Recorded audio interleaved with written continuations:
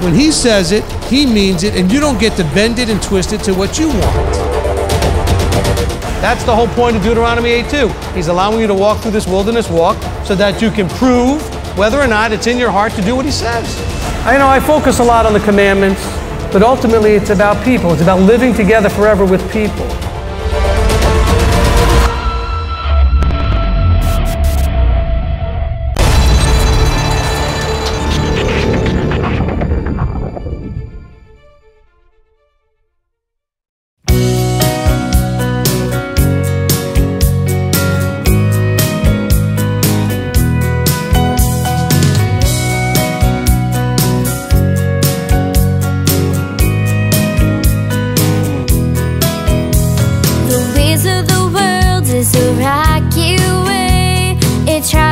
Deceive you and pull you away.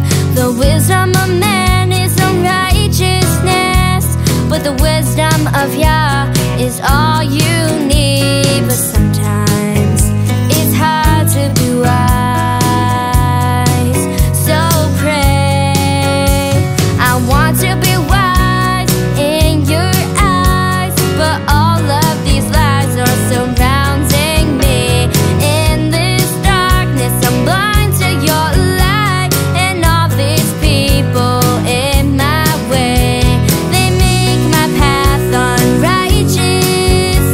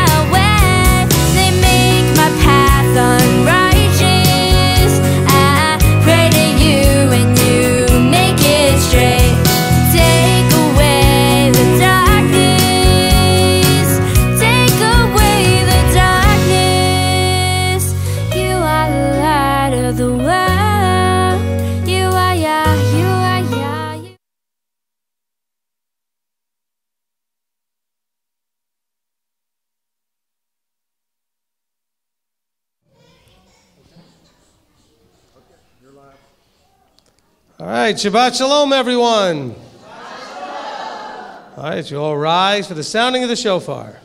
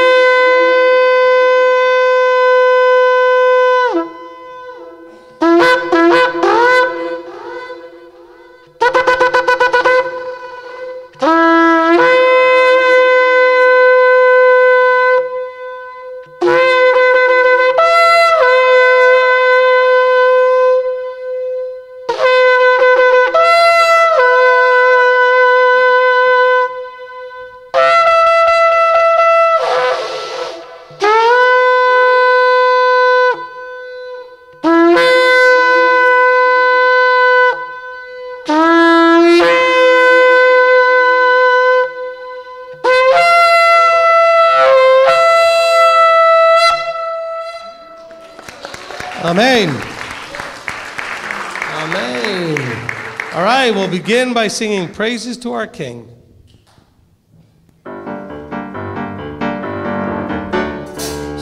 Shabbat Shalom, Shabbat Shalom, hey, Shabbat, Shabbat, Shabbat, Shabbat Shalom, Shabbat Shalom, hey, Shabbat Shalom, hey, Shabbat, Shabbat, Shabbat, Shabbat Shalom, Shabbat, Shabbat, Shabbat, Shabbat Shalom, Shabbat, Shabbat, Shabbat, Shabbat Shalom, Shabbat Shalom, hey, Shabbat Shalom, hey, Shabbat, Shabbat, Shabbat, Shabbat Shalom, Venu Shalom Aleichem, Venu Shalom Aleichem, Venu Shalom Aleichem, Venu Shalom, Shalom, Shalom Aleichem, Venu Shalom Aleichem, Venu Shalom Aleichem, Venu Shalom Aleichem, Venu Shalom, Shalom, Shalom Aleichem,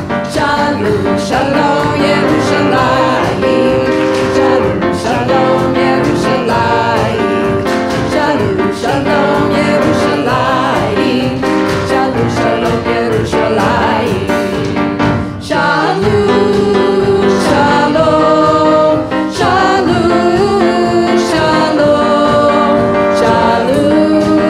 Shalom, Shalom, Shalom Yerushalayim. Pray for the peace of Jerusalem. Pray for the peace of Jerusalem.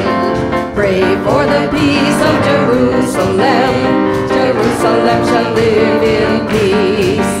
Shalom, Shalom, Shalom, Shalom, Shalom, Shalom, Shalom, Shalom Yerushalayim. Shabbat Shalom, hey, Shabbat Shalom, hey, Shabbat, Shabbat, Shabbat, Shabbat Shalom, Shabbat Shalom, hey, Shabbat Shalom, hey, Shabbat, Shabbat, Shabbat, Shabbat Shalom.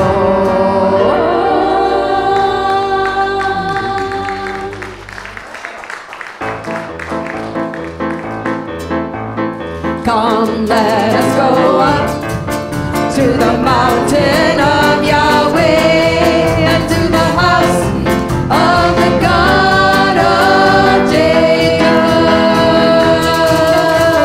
Come, let us go up to the mountain of Yahweh and to the house of the God of Jacob. For the law will go forth from Zion.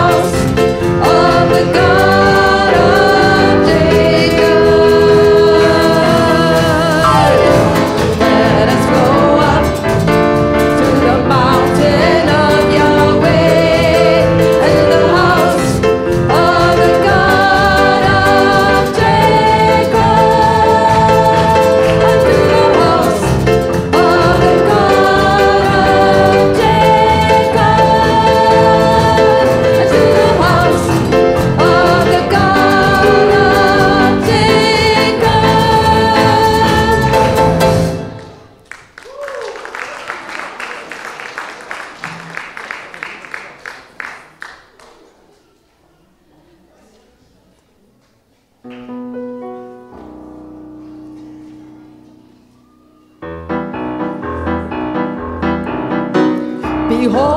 Yahweh is my salvation. I will trust and will not be afraid. For the mighty one is my strength and my song. He also has become my salvation. For the mighty one is my strength and my song. He also has become my salvation. La la la la la la la la la la la la la la la.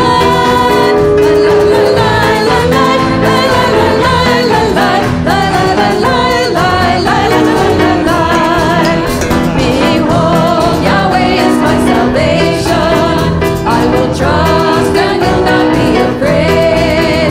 For the mighty one is my strength and my song. He also has become my salvation. For the mighty one is my strength and my song. He also has become my salvation. La la la la la la la la la la la la la la la.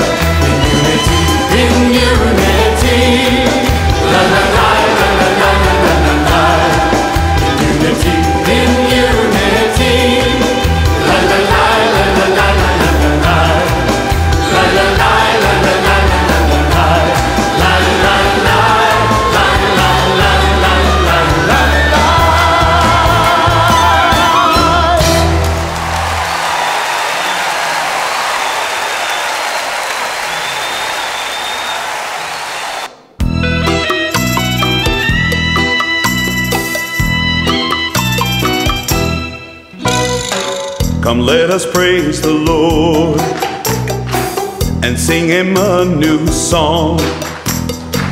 Come, let us sing his praise together with the saints, with all the righteous ones. Let Israel rejoice in her Creator. Let the children of Eretz Zion be glad in their King. Let them praise his name with dancing, making music with the tambourine and harp. For the Lord takes pleasure in his people. He will crown the humble with salvation. Let the saints rejoice in this order, sing and dance unto the Lord.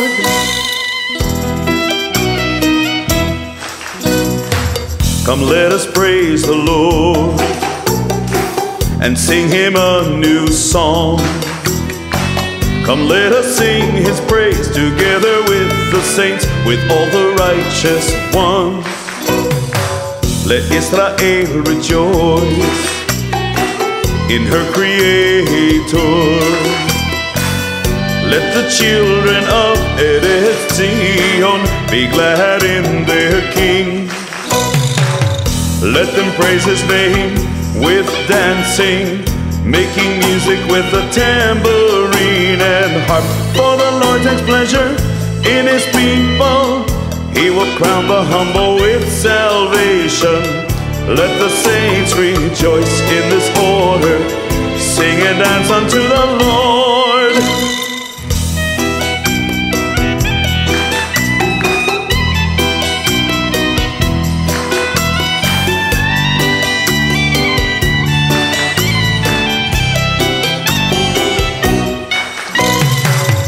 Let them praise his name with dancing, making music with the tambourine and harp. For the Lord takes pleasure in his people. He will crown the humble with salvation. Let the saints rejoice in this order, sing and dance unto the Lord. Sing and dance unto the Lord. Sing and dance unto the Lord.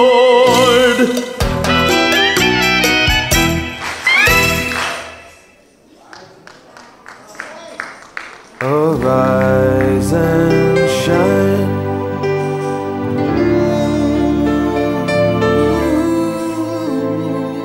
Arise and shine.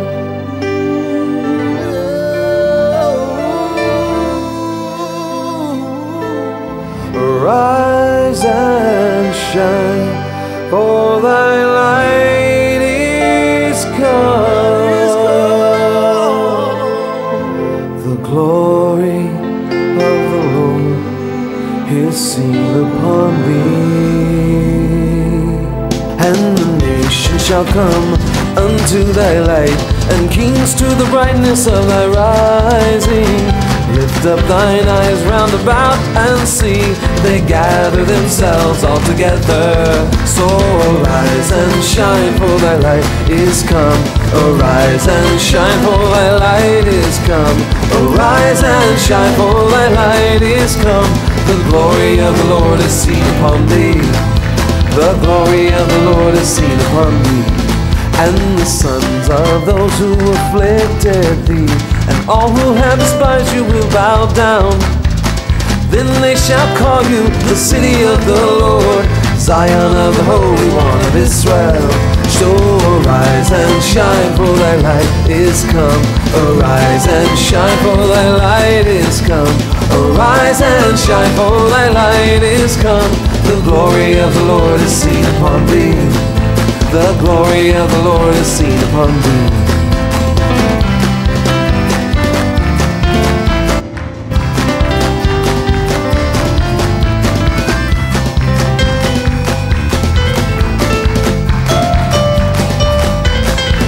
Arise and shine, for thy light is come. Arise and shine, for thy light is come. Arise and shine, for thy light is come.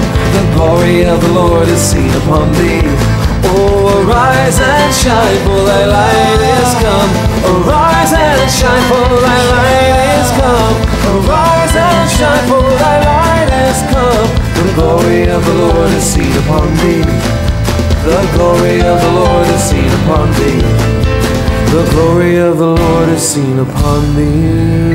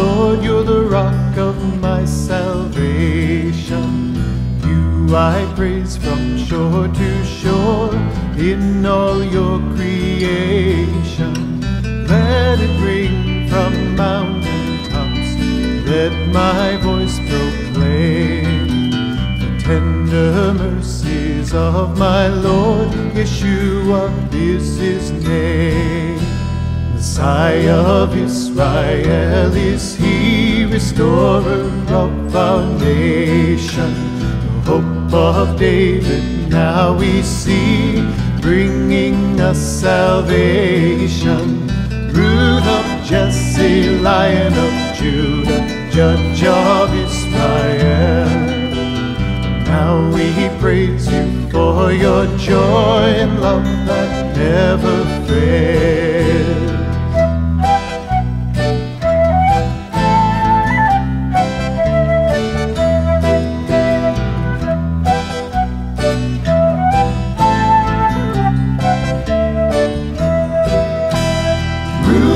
Jesse, Lion of Judah, Judge of Israel.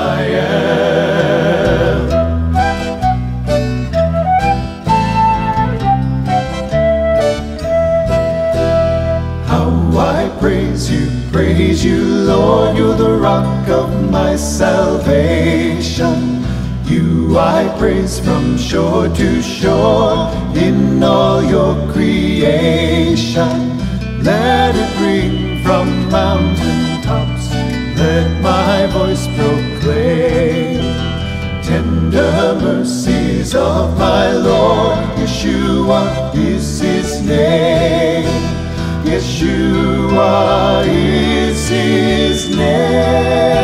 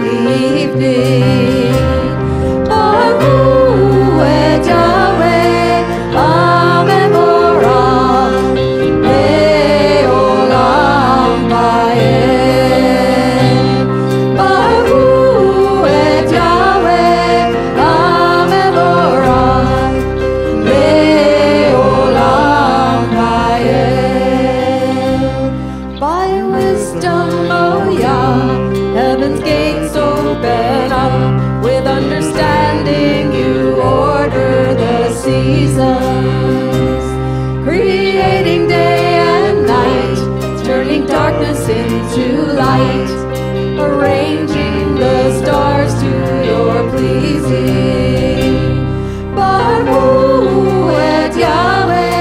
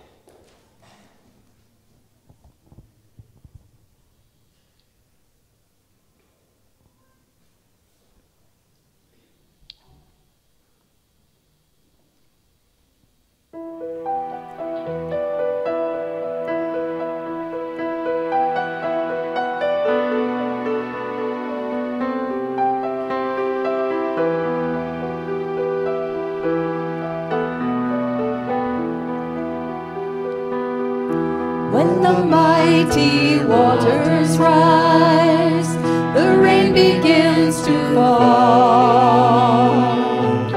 When the darkness overwhelms, then on you I call. Yeah, you are my hiding place, a refuge from the storm, surrounding me with songs of strength and deliverance. You're unfailing.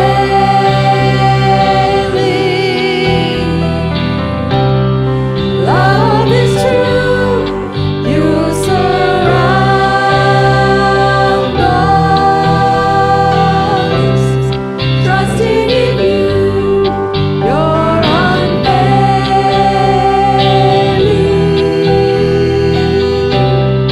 Love is true. You surround us. Trusting in you. La la la la la la la la. La la la la la la la la la la.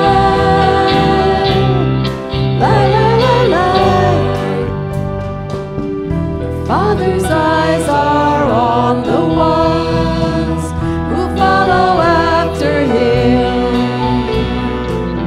His ears attentive to their cry as trouble presses in. Yahweh is near to broken hearts and spirits crushed within.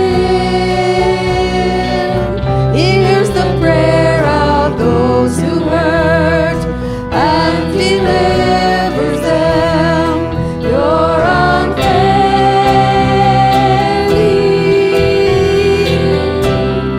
Love is true. You surround us. Trusting in you, you're unfailing.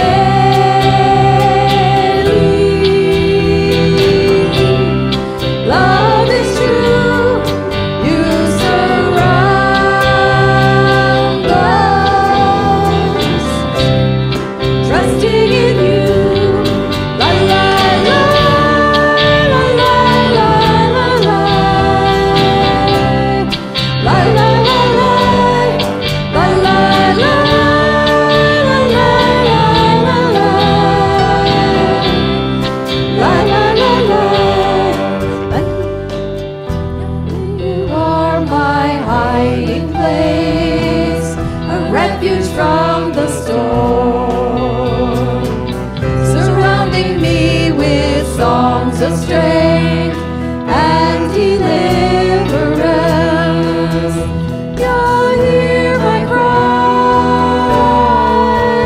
Yah, heal my heart. Yah, hear my prayer. Forget me not. Yah, hear my cry. Yah, hear my cry.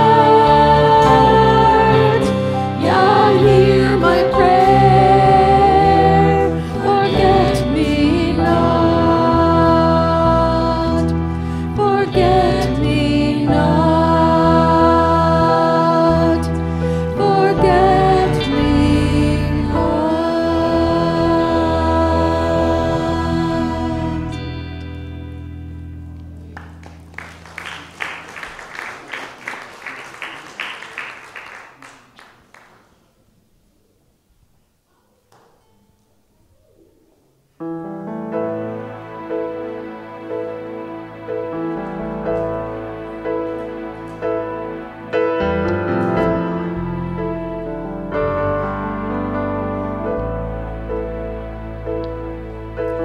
Spirit of the Sovereign One, come and make your presence known. Reveal the glory of the living God.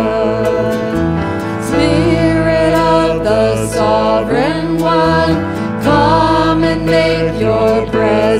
stone reveal the glory of the living end.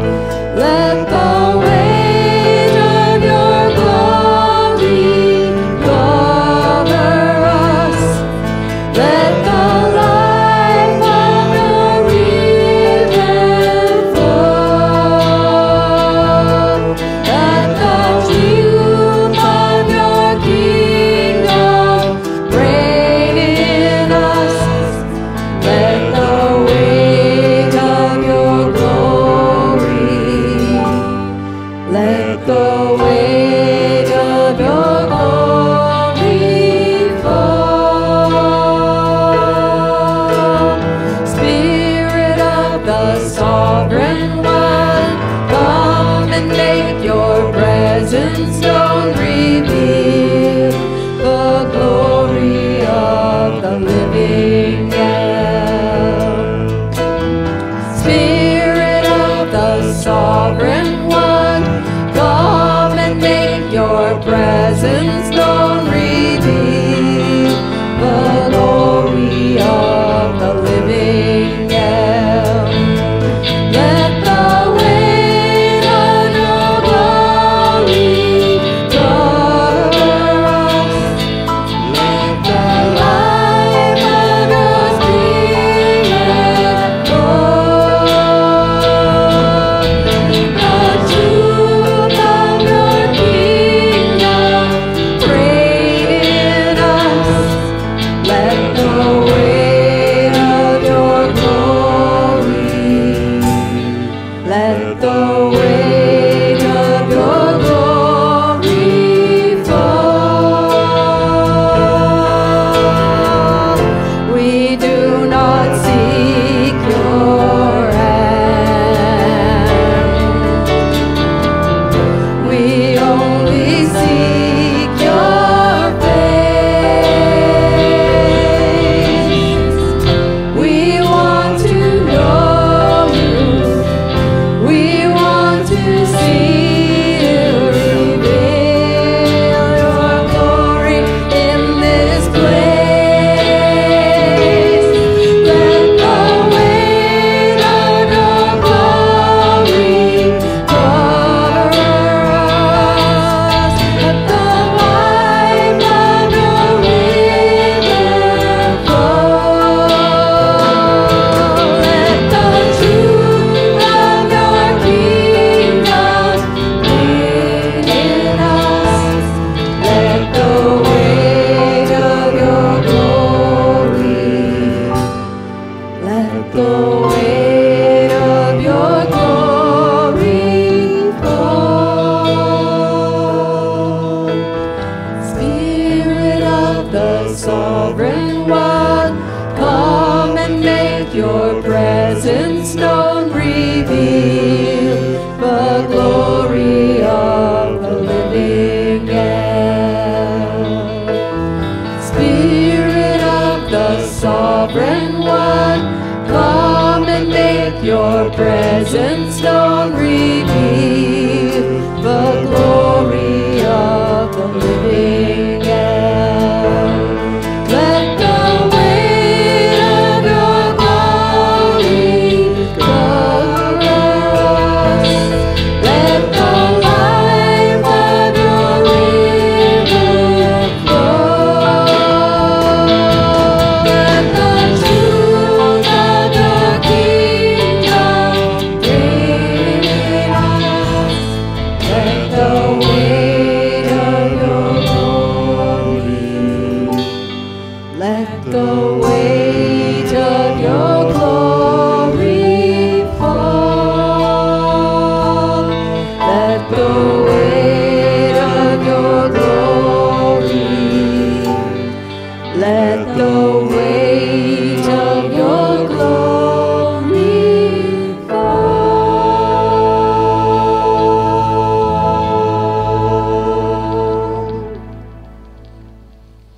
Amen. Amen. Let the weight of your glory fall. Oh, Father, we come before you on this your Sabbath day, a day that you created from the beginning of time A day that you knew we would need, a day where we could separate ourselves from all of our cares of this world, all of our daily activities, to come and rest in you, to be refreshed in you.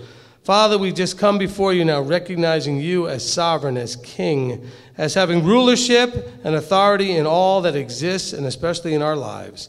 And so, Father, we come here celebrating and just expressing our overflow of our hearts towards you in song and in dance and in our attentiveness to your word. Father, we ask that you would be with us, guiding and leading all things, that all things would be done to your glory and your honor. And so, Father, we come before you now, overjoyed and thankful, obedient and ready to receive, in the authority and name above all names, Yeshua our Messiah. Amen. Amen. Amen. You may be seated. All right, Shabbat Shalom, everyone. Shabbat Shalom. Awesome. This is going to be one great service, I can tell, because it's been one of the roughest ones for us to get it ready and started. So that's the same thing we knew with Passover, right? It took so much that this is going to be one tremendous Passover. You know, the greater the struggle, if you can get through it, the greater the reward, the greater what you're going to receive. So this has been a little bit of a struggle today to get all our technical things worked out. And so I can't wait to hear what's going to happen the rest of the service, because it's, again, there was a struggle, and now we're here. So this is the time in our congregation's tradition here at Beth Shalom and MTOI, where we take up the prayer needs within the congregation. And so if you're here locally, you can raise your hand if you've got a praise report or a prayer request. If you're online, Robert's got the admin desk. You can go ahead and type it in, and he will write that down. Please, during certain times during services, let's keep the chat to a minimum on the computer there. So right now we're going to ask that only that you're typing in if it's a praise or a prayer request. If somebody puts in a prayer request, let's not have 400 of you type in, we're praying for you, and all kinds of encouraging things. We get that. But then it makes it hard for Robert to follow all of the ones that are being typed in. So everybody on Livestream, be assured that everybody else on Livestream is going to pray for whatever you type in. So they don't need to actually type that in. It'll make it easier for Robert, because there's how many on there now? 300 or so? 304. So that's computers. Each one could be representing upwards of 15, 20 people, because some of them are congregations using the live stream. So you can imagine if everybody wanted to chime in with amen and I'll pray for you, that would be 300 of those posts. And then it would be hard to read the ones. So we appreciate that. All right, so if you're here locally, we have, who's running around with the mic? Zuriel? Okay, and Frederick's walking around with it today? Okay, and we'll give you, okay, now wait, there's one more thing I want to say. If you're here and on live stream, please keep your backstories to a minimum. Just kind of bring out what it is we're praising or praying for. If you're on the live stream or here, more for the live stream, Robert may block together a bunch of prayer requests that are similar. And so please don't be offended if yours doesn't get read out specifically, because we have a lot of people that are going to ask for job-related or health-related things, etc. He will try to get the most urgent and most critical ones read out loud. But realize this. Whether it gets read out loud or not, it will have absolutely zero effect on whether or not your Father in the heavens hears it. As a matter of fact, if it doesn't get spoken at all, but it's in your heart, he knows. Okay, so don't feel any less empowered or likely for him to take care of whatever it is just because it doesn't get read out loud, okay? All right, Daweed, go ahead and get us started. Okay, I'm sorry, I had Stephen turn them all off. I forgot to turn 2 on. Check, check. There we go. Not your fault. I told you to turn them all off. Good job. Anyway, so basically what was going on with me entirely this week is a realization of just how much MTOI, Rabbi's teachings, and the discipleship he's doing in my life with Abba's help has been producing fruit in me that I would not have dreamed possible. If it had been up to me, I'd have probably given up on my Amazon job already. And it's getting to where my pick rate is getting even better. And so the point is that, like Rabbi keeps saying, he is going to help you, but he's not going to do anything that you need to do. He's only going to do the things that you can't do. And that's where he's working right now so far. So I just wanted to praise and bless Abba for MTOI and Rabbi's teachings and his discipleship. Amen. Hold on. Amen. Give him back the mic. Okay, just so that it's clear for everyone, because sometimes people don't understand this part of it. As part of what was happening and getting the fruit, was there any correction? Tons. Okay. Good swift kicks in the butt. Okay, were they always gentle? Definitely not necessarily. Okay. All right, but you see, sometimes people react to the fact that, this is where we talk about being correctable or not. He's getting the fruit because he needed, at times, strong-handed correction. Okay? And so that will bear fruit. But the problem is, a lot of you only pay attention to the fact that you didn't like the way it was delivered, and you missed the whole point, and the fruit doesn't come. Okay? Because you'll only take correction if it's delivered a certain way. It's not the way it works. All right? But I want to say all of this because I want to give Dawid credit, because he has had many moments where I thought he's either going to roll up into a ball and quit, or he's going to get up and go forward. And every time, he's gone forward. Okay? And it's not because I was so harsh or something. It's because I put him to that place where you're either going to do this or not. And it was straight and it was strong, okay? Including showing up here on his bicycle when he wasn't ready for a ride this morning. And so he had to get that worked out himself. Okay? And some of you would have been late and worked it out and waited. And I said, no, now you're on your own. And so, but he understood that. And so what did he do? He could have stayed home, or he could have gotten himself ready, got on his bicycle and got here, which he did. Okay? And so I give him a lot of credit because he is making the effort that he can, even though he still struggles with certain things, still makes certain mistakes or whatever, but he's persevering and enduring and going forward. Okay? And most importantly, because he trusts the process, he's taking the strong correction when needed. Let that be a lesson to those of you that don't take strong correction, like ever. Because some of you can't do that. You can't handle that because it's just whatever it is. The Father, when we read Scripture, he's pretty strong-handed in his correction. Okay? I mean, when people don't listen to him after he corrects them, usually they end up dead. Because bad things happen. Not because he kills them, but like when he told them to go into the land and they didn't want to, then he told them not to go into the land. So what happened when they didn't listen? They died.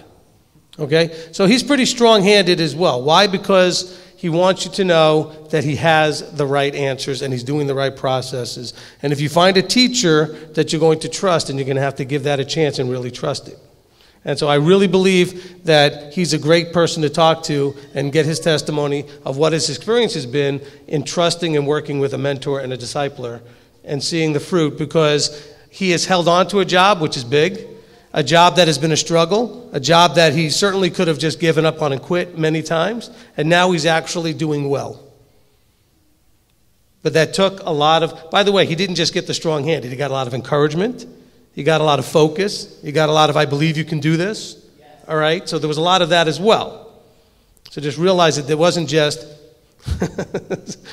smacks in the back of the head. But that's part of the process. Amen? Amen. Okay. Now, of course, hand the mic to your sister. I just wanted to give praise for all the preparations of Passover, that things are coming together and Abba's providing. And prayer for continue for all the rest of things that have to come together. Amen. Okay.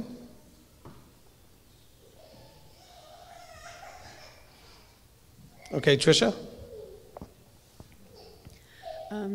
Several things. I want to just thank you immensely for last week's teaching. The fruit of the Spirit, it did a lot of clarity and understanding came in this week, and a lot of testing with it as well. That associate is still having issues, and so just continued prayer. But with that, that's helping me step up in management, and have gone to the store manager And the process is now in process to start training me for management. So that it could happen quickly, or it could take a long time, depending on what Father has enrolled. But they are going to start training me, and I will be tested here in April. So just keep that in prayer. Awesome. Okay. All right, bring it around over there to Tegan.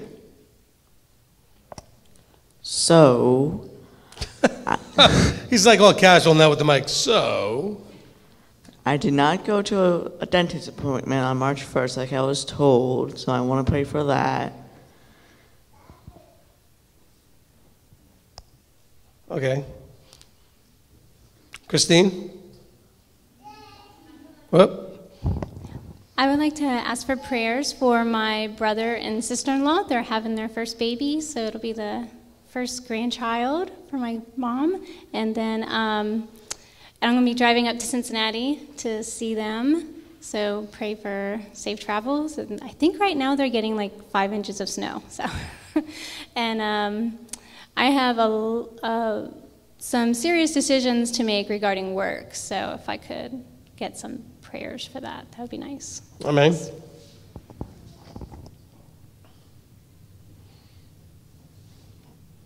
Okay, give it to Craig. Yes, I would like to start offering some praises for all that Abba does to serve the body through MTOI and through YMTOI. And more praises. This Shabbat last year was our last Shabbat in New York. So we've been here for almost a year. Friday marks a year. And in that year, hasn't always been easy, but the fruit is very tremendous and goes into a lot of other areas of our life. This week, Ashlyn had a pre-surgery appointment at the University of Tennessee in Knoxville, and the orthodontist had diagnosed her with it's CCD, it's colonial cranial dysplasia, and is the reason why she's going to have surgery in her mouth. And it was kind of neat for her to meet other people. There's actually a pretty big cluster of people within a 2-mile area of here that also have this, so it was good for her to get support and to see other people. And like to pray for the Hat family, and then also for all those that will be traveling this week to be with us at Pesach next Amen. Friday. So super excited about that. Amen. You know, for some, it's going to be extra exciting because they've been on Marco Polo and other places where they've really gotten to know a lot of you, and now you're going to get to see each other in person. So it's going to be really exciting. And then after seeing you in person, some of them are going to quit Marco Polo, and I'm kidding. I'm kidding. Where's the mic? Okay, Michael. First, I want to give honor to the Elohim. I've been unable to work for about 10 days, but he's been faithful to me, and I see his mercies and his blessings all over me. He's covered me, he's provided for my family, and I have a part-time job, but I'm still trying to get back to my full-time job. I just want to thank him and praise him for his goodness and mercy. Amen. Amen. All right. Deirdre? So I just want to praise Abba. My husband, for the longest time, has been in the position of key holder in his job. Basically, he's the one they call when no one else can come in, and it's been really rough on him. At one point, he went through 3 weeks without a day off. Well, we found out this week that on the 14th, he was promoted to assistant manager. So it's guaranteed Sundays off at least. So it's family day. We're still praying that Sabbaths will come.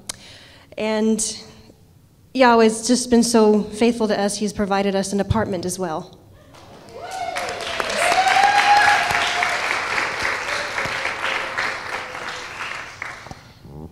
Okay, Nayla? Just first, I want to praise Yahweh for giving Robert and I 5 wonderful children. Need prayer for 3 of them today. Zarek is in the field this whole weekend, and it looks like he's going to be gone after the feast quite a bit.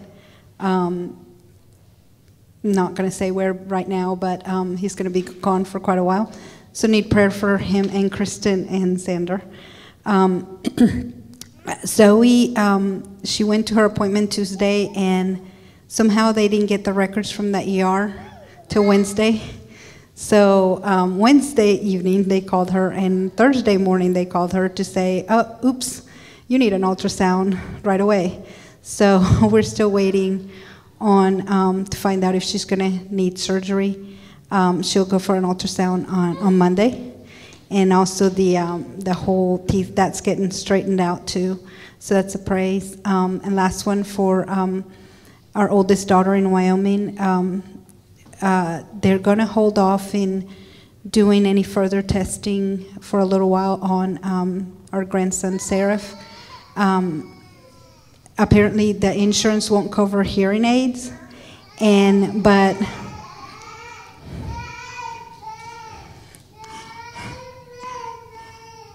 as we were praying about that situation, several people sent us links where she could possibly get some help getting him hearing aids and helping pay for that. But they're going through a lot of struggles with job and everything, so just continue to keep them in prayer. Okay, amen. Frederick?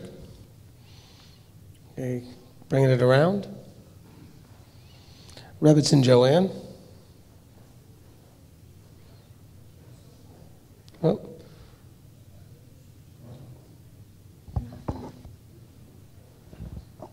Yeah, let's just leave the mic on. Oh, there we go. Yeah. Well, shalom. Shabbat shalom. The first thing I want to tell everybody here is that Rabbi Tom is doing fine, and he's getting better every week. He's doing better. And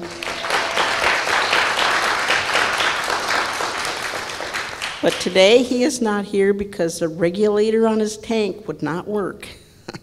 So that's why he's not here today. But every day he does, or every week he does a little bit better than the week before, and he's walking a little more than he did. Now, I would like everybody to please pray for him, because this upcoming trip to Passover, even though it's only like 4.5 or 5 hours for us, will be very difficult on him. When he gets there, I know he's going to have to rest right away, because that's even going to services and going home. When he gets home, he'll go to bed, because that's hard on him, all that, just the traveling part of it. So I would just ask prayer for him, that Yahweh would give him the strength to endure this trip. Thank you. Amen. Anybody else?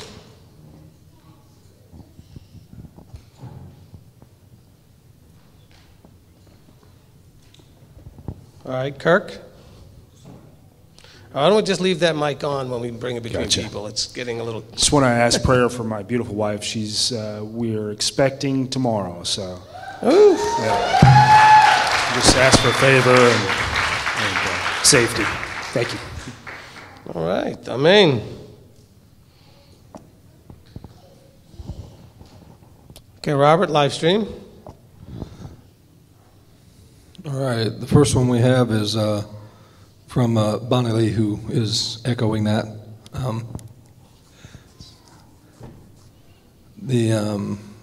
Rick Berry wants to offer praise that it looks like they'll be able to attend Pesach. He asked for prayer for the continued healing of Betty's medical issues. There are quite a few on here who are praying for healing. A lot of job opportunities, a lot of job successes, and also a lot of job needs. Travel mercies in many respects. Most of the travel mercies that are being requested are for Pesach and being able to get there to and from. Janice Schreiber would ask for prayer for strength and wisdom on the best way to handle her current situations. David Botwood-Grice is asking prayer for his brother who is currently pursuing education and career in the Buddhist temples. Valerie Walton will be having surgery on April 4th, so she's asking prayer for that. Ashley Williams, asking prayer for peace in her family and mercy as she goes for sentencing in court on Wednesday. From Nolan Bibb, he's asking prayer for his mother-in-law and healing for her as well as transportation to her doctors while they are at Pesach, because they're her transportation. So, but also for prayer for a brother in faith, Ron, who is going to bone marrow transplant and high doses of chemo that are not taking the way they should. From Calista Peterson is asking prayer for her cousin Renee, who has preeclampsia and will be induced tomorrow at 34 weeks. The baby, to have baby Cole. Also a praise, while we're on the babies, praise for Robert and Lisa Anderson's grandson, who was born on the 18th, John Asher.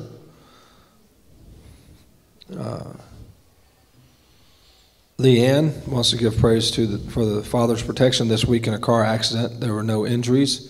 And she also asks that we continue to pray for those in South Africa as the news continues to worsen. From Adrian and Patricia Bogle, they're asking that we pray that Patricia's 83-year-old mom would come to the knowledge of truth. And she fell and broke her hip and femur. She has a pacemaker, which complicates things even more. And she had surgery last night. So they're asking that we please pray for healing for her.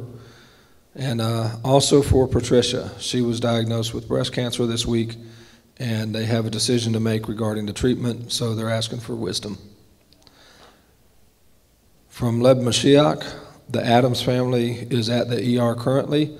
Lindsay may have broken a foot, and Sherry is extremely ill, praying to be well by Pesach. Also pray for Jim for strength, guidance, and healing. Lynn Gibson has a dear sister who was newly diagnosed with cancer, and another family devastated by pancreatic cancer. Betsy Ann Cameron is watching from Alloa, Scotland, and asked if we could please pray for her health, and also that she has wisdom in starting a new home group. So, let's see.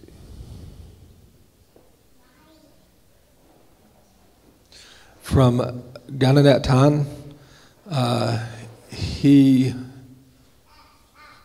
is needing in prayer to understand this Hebrew stuff.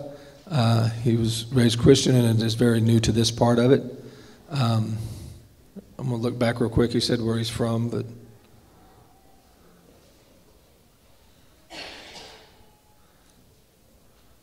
I don't see that right now. I forget where he says he was from, but and I don't want to misspeak.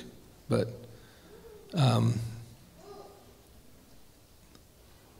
who's next?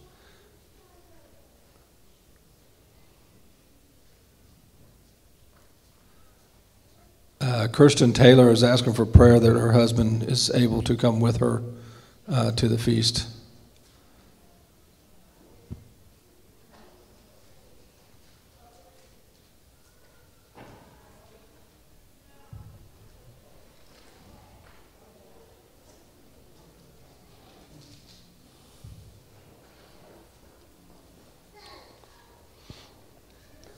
Shirley Gunderson offers a praise report. She has finally found some like-minded people there in Norway, and they have a Bible group every Wednesday evening, and so she wants to give Abba all the praise for that.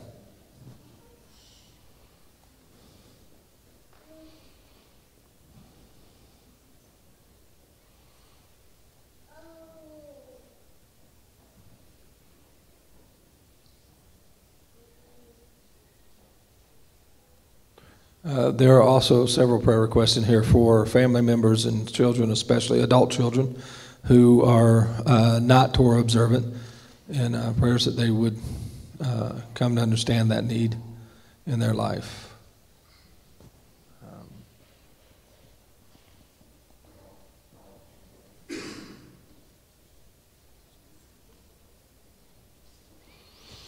Lola asked for prayer for her uncle, Hector, who is in Colombia.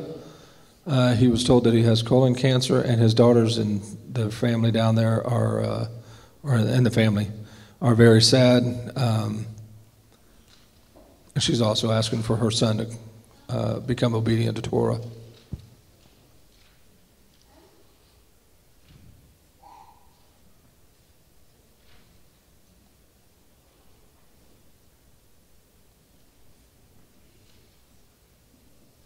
Nina Gonzalez asks for prayer for a positive outcome in court over custody for her children, as well as other unspoken requests.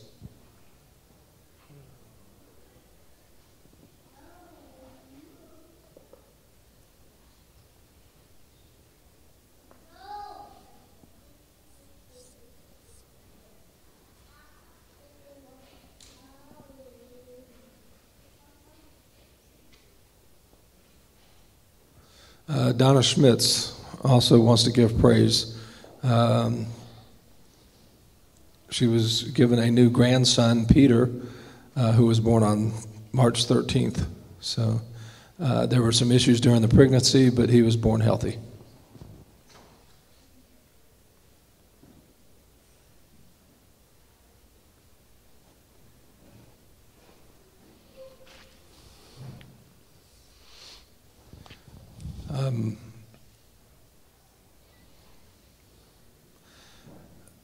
Noelle Mitten asked Mitten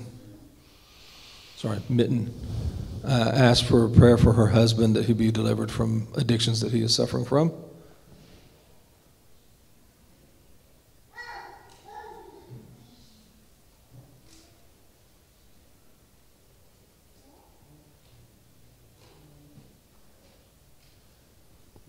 There are many more prayer requests for healing.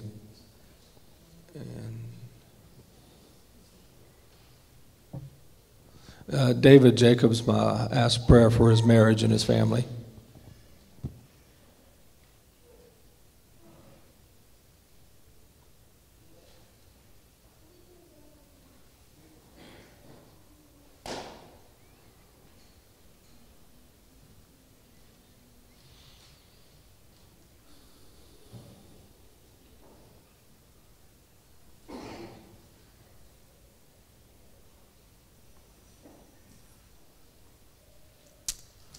Sorry, there's several more coming on. They're actually being good, but there's just so many. We're almost 365 now. So Deborah Fagan asked for prayer for herself. She has to go to court on Monday, and just prays that everything goes smoothly and without any problems.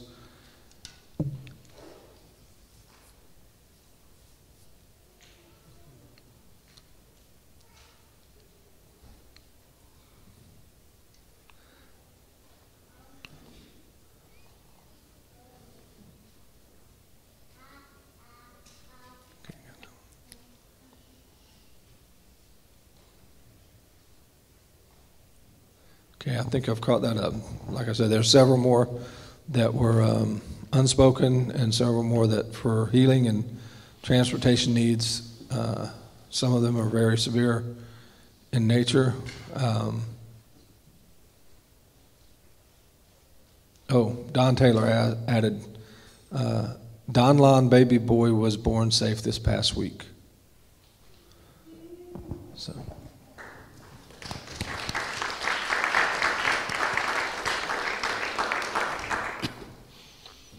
All right, so let me add a couple of things real quickly here. First of all, we want to make sure that we're praying for all of the people that contact the leadership and MTOI through the various means, through Facebook and Marco Polo and phone calls and emails and all that kind of stuff, that we are going to lift those prayers up. Also, the praise reports that we receive in a similar manner, we'll lift those up. We're going to ask continued patience for all of you with the delay that it's been taking to respond.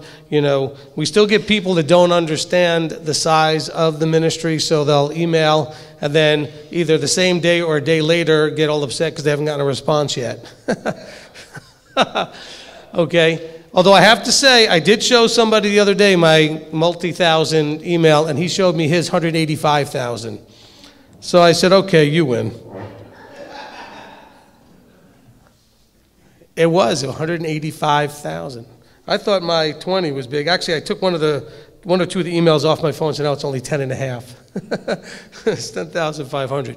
But if you have an urgency, the thing is this: call. Or send an email or a Facebook message or something that says urgent.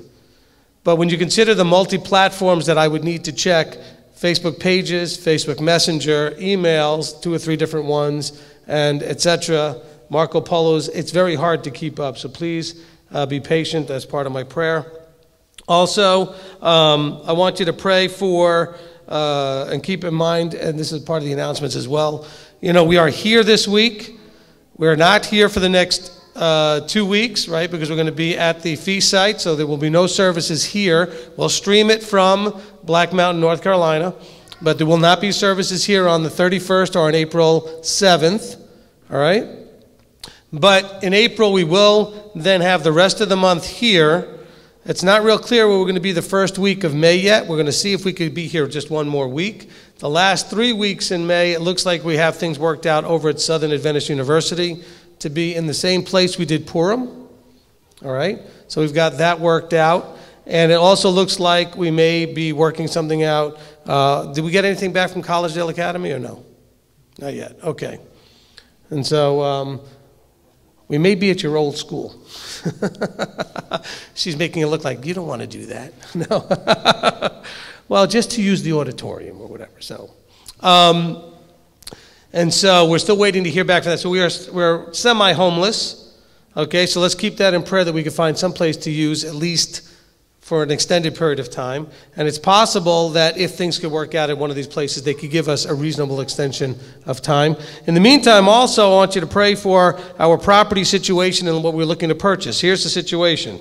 Now, I'm reluctant to mention it because every time I mention these things, it doesn't end up going anywhere. And I get everybody's hopes up and excited. The property right next door to me, okay, on both sides, really, but the one on the side, the one with the horses, right? Okay, that is one we had looked at in the past. I don't know what happened. I got something in my eye here. Okay, that had been available in the past, and then it sold and was purchased around the same time that we bought the property that we are now using for MTOI headquarters. Okay, they're right next door to each other. I approached the owner this week, and he said that he might be open to selling, but not necessarily at a price that was reasonable. But it's certainly something we could do and we could afford if we wanted it bad enough. And so there's a possibility that we could have 25 acres right next door to the M2I headquarters, you know, almost immediately, which could basically solve much of our problems. We could start building a congregation building on there, etc.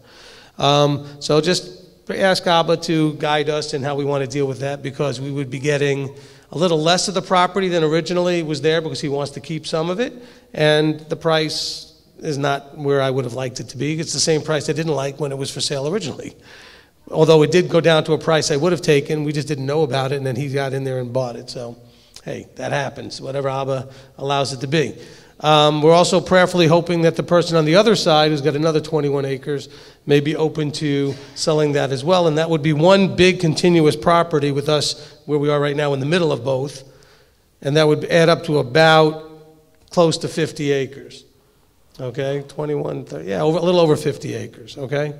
So that would really be something we could do everything on. It would not be the Boys Club camp, but it would be $1 million less. Okay? It's still going to be not cheap, but it'll be over $1 million, about $1 million cheaper. and it'll be lots of acreage. There's water on both properties next door to me. There's a creek that goes between, that's behind me, where we are now. So please keep that in prayer if Abba wants to. I have to get over the emotional, it's an emotional thing for me. I could have almost gotten it the other way, didn't get to have that work out, and now I'm back to this. But we couldn't afford to buy it back then. Now we can, so that's part of the difference. So I don't want to make this decision or not make it just because I feel, you ever do that where you like something was on sale and you missed it, and now you won't buy it because you missed the sale, even though you want it anyway and you can afford it, but you're just mad because you missed it? Okay? Julie and I did that with a cruise deal. It was great. Right after 9/11, okay, in 2001, right after 9/11, the cruises that we like to go on were on sale for like $79 a person because nobody wanted to go on these things because of all of the scare of traveling, right? And so we were trying to get a group together. I won't mention who they are. You know who you are. Who were supposed to go with us. They couldn't pull the trigger on it, so we waited for them instead of doing it. And then the price went back up to a price we were already comfortable paying, like $150 a person or something, which is still really inexpensive. But because we missed out on the 79, we didn't go. Because you feel that way, right? You feel like, argh. And so I don't want to do that necessarily with the property here. So we're trying to get that work done. So please keep that in prayer, because it does potentially, if we can get both pieces especially, fix all of the property issues. Okay, because we'd have enough land to do everything we need on, and it would all be next to each other and continuous. And my property has EPB. The one with the horses would have access to EPB. The other one doesn't. Mine was the last. So, but they would all be part of one thing. If we owned it all together, we might get EPB to extend it out or whatever. But we certainly would have that high-speed internet on most of it, which I know is we need to have that. That's why I'm looking at Marty. Marty's like, yes, we need to have that. Okay? Okay, the Boys Club camp couldn't do that. Okay? Their power company was Bradley County's power company. They weren't going to be able to get the EPB over there. So, anyway. For those of you who don't know what I'm talking about, EPB is our power company in Hamilton County that ran fiber optics to everyone's houses and offers upwards of 10 gig speed if you want that in your house. Okay? We're playing around with the 1 gig speed right now, and it's fun. Or at least it's quick. Okay? So, and it's not expensive, and so it works out. Anyway, so please keep that all in mind. So remember, location changes for April and May, and also this property. If we can get the property quickly, it's possible that we could even start the plans for where we could put a congregation building and have that before the end of the year. And then we won't have to have location problems anymore, because we could put a congregation building, okay? Also, we could use it for Sukkot. It would be something people would have to come. Oh, yeah, everybody's clapping. Because we could put enough of a building up there that we could meet in, like we could with the congregation building, and people could not necessarily stay on that property. We could stay locally at hotels, whatever, and then people would come and we could have sort of a work Sukkot, where we're building. After all, that's kind of what Sukkot was about, right? With traveling and building a tabernacle. And so we could work together and build together and fellowship together. It'd be a lot of fun. All right. Anyway, so please keep those things in prayer. Let's go ahead and pray. Avinu Malkeinu, our Father, our King. Father, we come before you, and we are just very awed and humbled to come before the throne of the King of the universe. To know that you, Father, have created all that exists, to know that it all is subject to your authority, to know that you have given us an opportunity for relationship with you. We take that very seriously, and we have tremendous respect and awe and reverence for that relationship. And as we come before you, we recognize that all is subject to your will, and therefore there would be no other to go to with our praises and no other to go to with our concerns and our needs. So, Father, we come before you praising your name for all the miracles, small and great, all the things that you do in our lives that remind us that you're there and that you care. And Father, we also come before you asking your attention on things that we know full well that you're aware of them, but we also know that you desire us to come to you and to lay them at your feet. So Father, we come to you with our needs, relational, health, financial, jobs, all kinds of whatever it is that, Father, even words can't express, and that's in our hearts that you know is our need. Father, we come to you believing and knowing that you hear and answer prayer, but also knowing that your answer may not be the one we're looking for, but if we were to be wise, we would be looking for your answer and none other. So help us to have that wisdom to truly embrace and trust your answer as the right answer. Father, we thank you. We thank you. We praise you. We appreciate so much all that you do and that we can come to you with our needs. And thanking you in advance for all the answers you will give as we come to you in the authority of Yeshua our Messiah. Amen. Amen. Amen. All right. If you'll all rise now for the liturgy. Dawid. Okay, we led in liturgy today by Dawid. Let me just clear out some space for you here.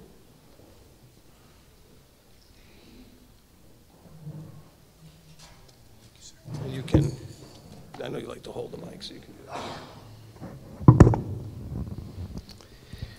Baruch Hu. Baruch Hu et Yahweh HaMvorach. Baruch Yahweh HaMevorach leolam va'ed. Bless Yahweh, who is to be blessed. Blessed be Yahweh, who is blessed forever and ever. Amen. Ma tovu ohalecha Yaakov mishkenotecha Yisrael.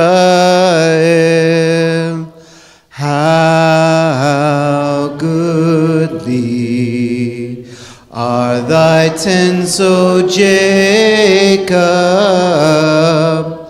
thy tabernacles, Yisrael. Ve'ani berov chasdecha avo vetecha eshtachave El Hechal Kodshecha Beyiratecha. And in thy great compassion I will come into your house.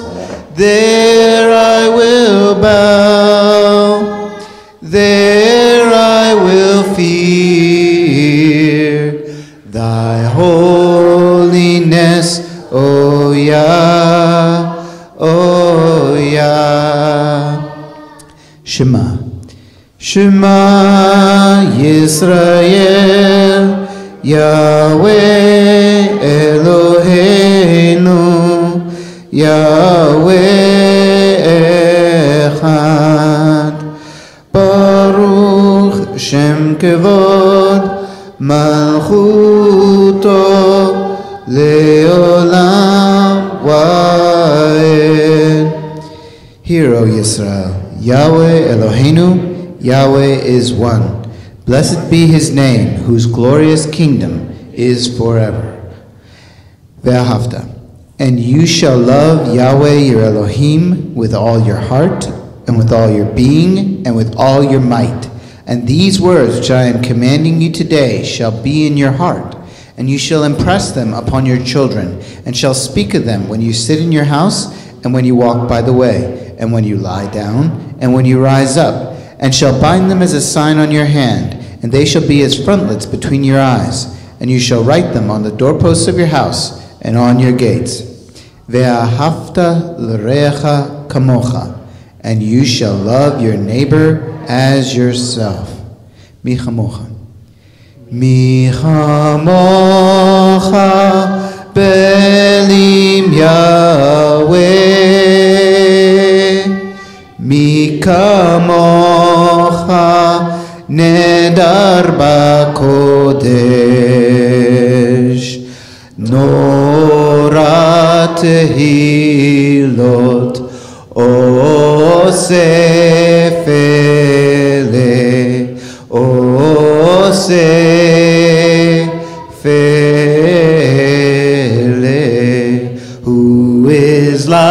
like you, Yahweh among the gods? Who is like you, mighty in holiness? You are awesome in praise, doing wonders, Yahweh, doing wonders, Yahweh. Vishamru. Vishamru v'nei Yisrael et ha-Shabbat, לעשות את השבת לדורותם ברית עולם. ושמרו בני ישראל את השבת, לעשות את השבת לדורותם ברית עולם. ביני ובין בני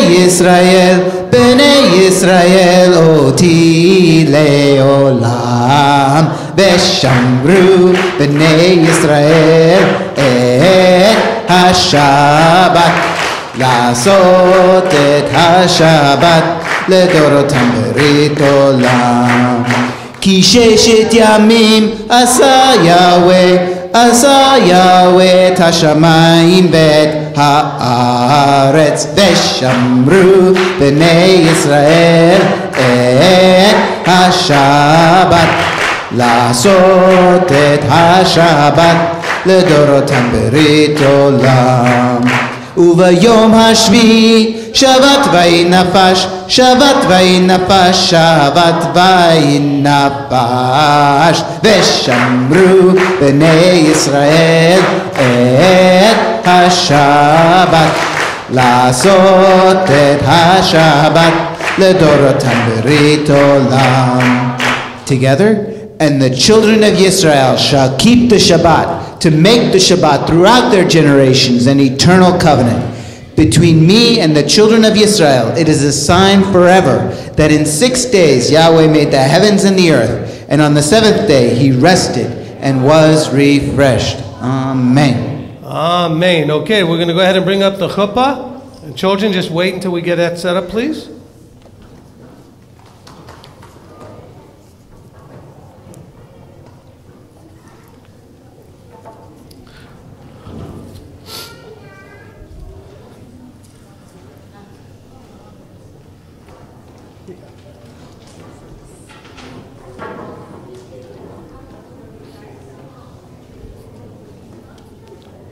Okay, which one do you have there? One, okay.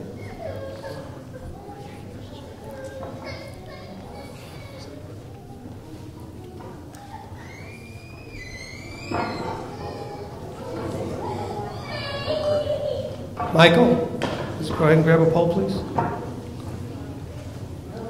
There we go. We got another one too. Wayne, he's coming. All right, children, come on under.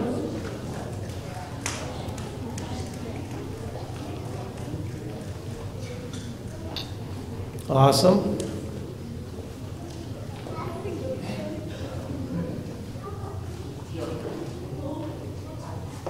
You're good.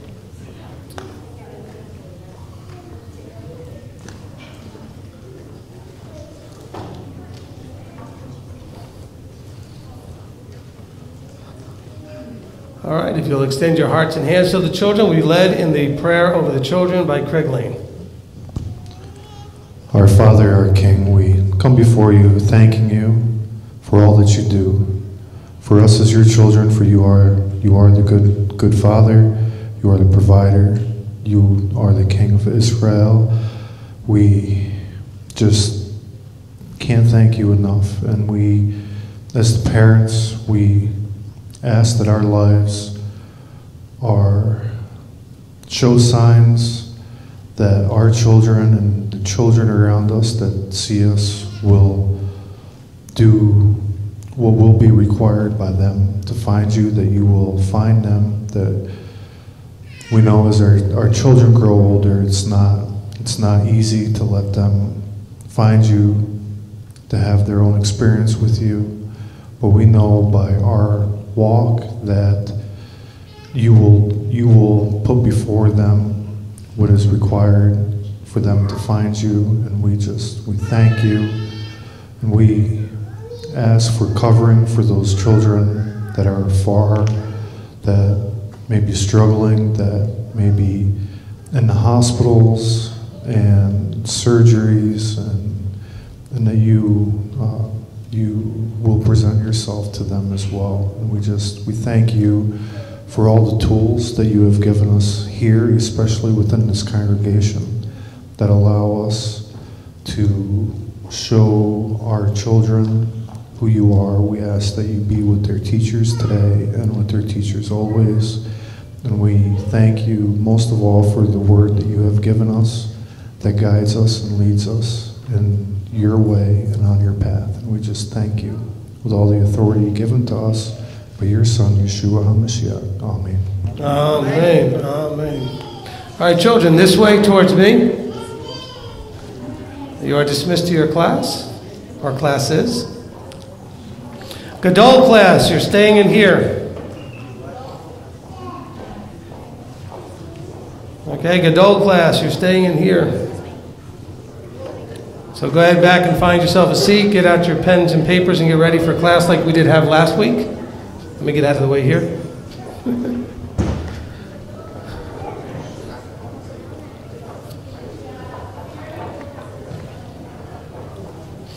You guys should all be ready at Gadol class for what's going on. You paid attention last week. This is going to be the continuation from last week.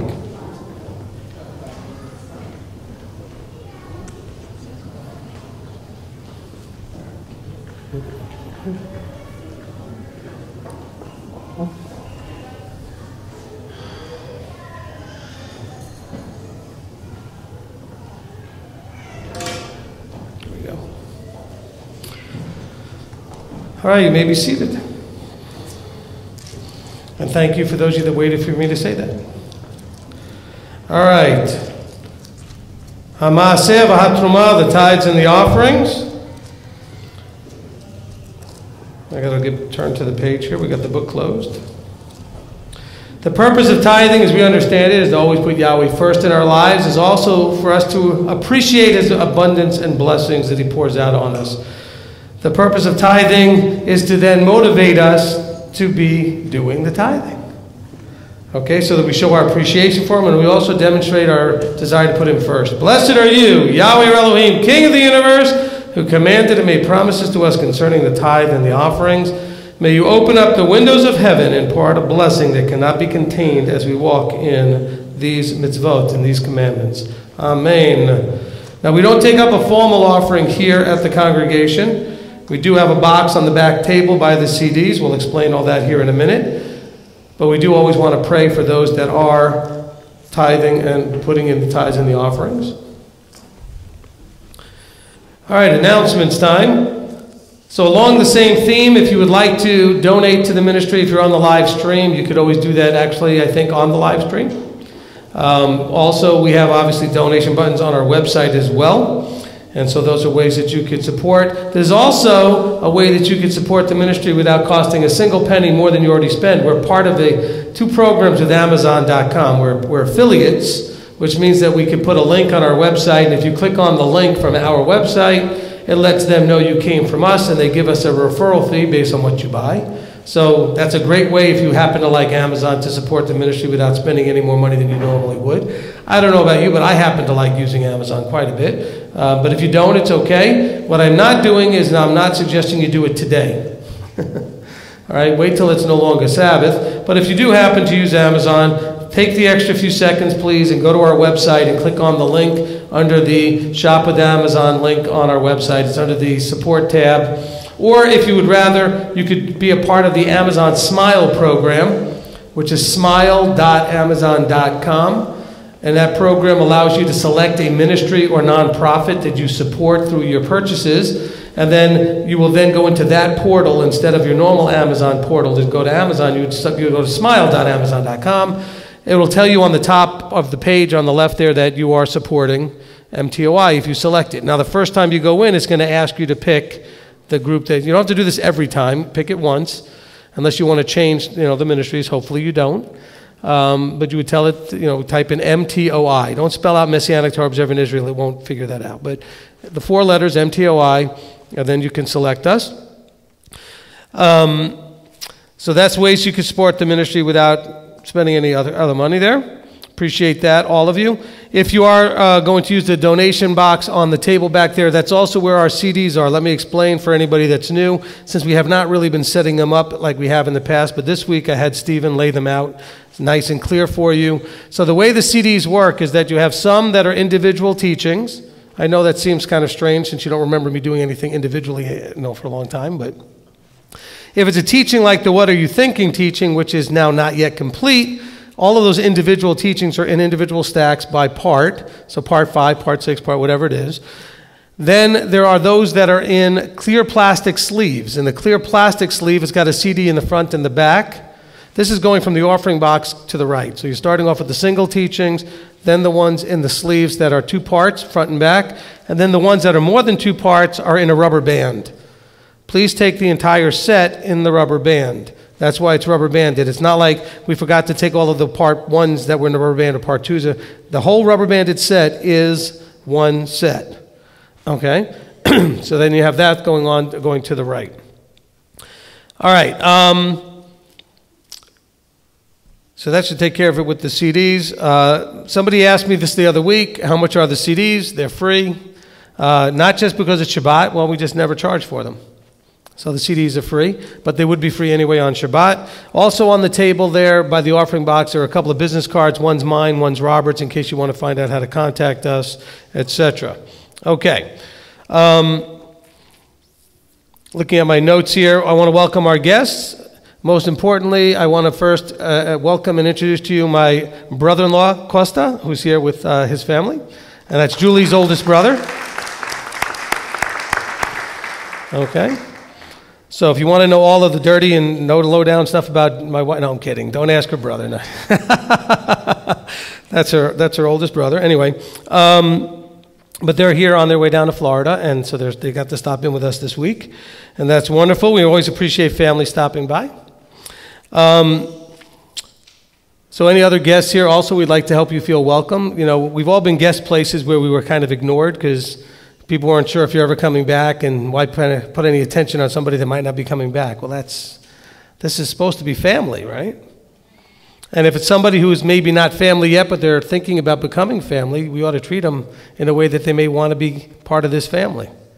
And so let's do that.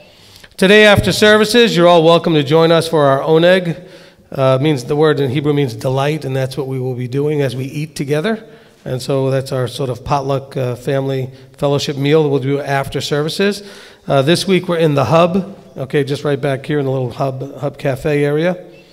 It's not a cafe for those of you online thinking it's a cafe. It just looks like one the way they have it set up in this building, sort of cafe style. Let's see.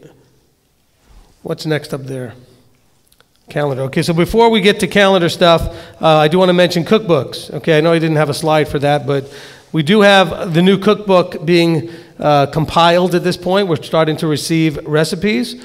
Okay, we've already got 2 cookbooks. The first one was basic kashrut, basic kosher recipes. The second one was on feast-related recipes, all of the celebrations, including Purim and Hanukkah and other things like that, so not just the Moedim. And so this third one we want to deal with, because there seems to be such an abundance of this, dietary issues like gluten-free or vegan and vegetarian or diabetic and those kind of things. So if you have any of those dietary needs, you probably also have some good recipes for it.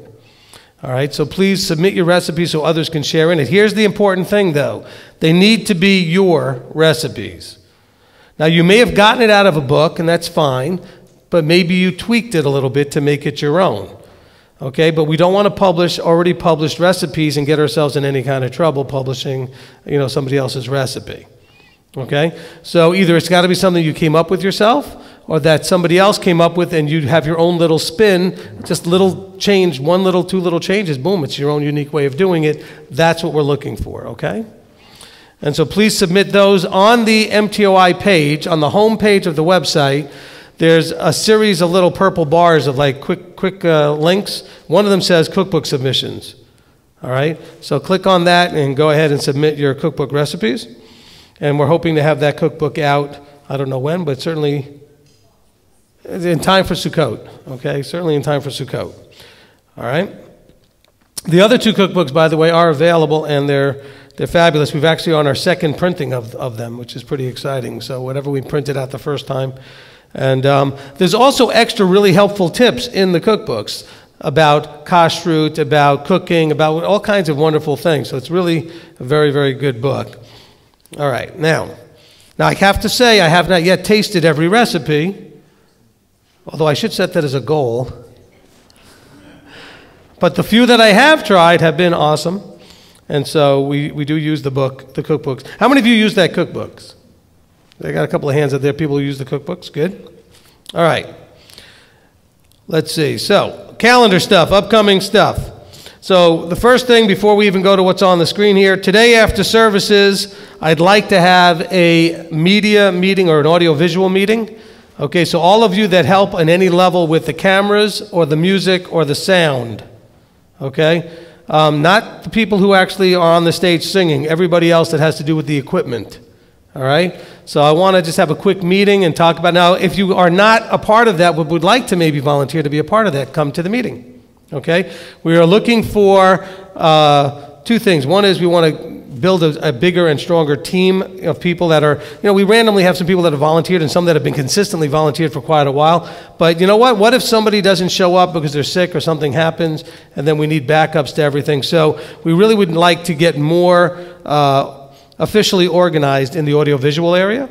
So after services, we will have a quick meeting of the audiovisual team. And again, if you'd like to be trained in any of those areas or have some experience, please come to the meeting as well. But all of you that already volunteer either on the cameras or on the video equipment or on the sound equipment, please come to the meeting.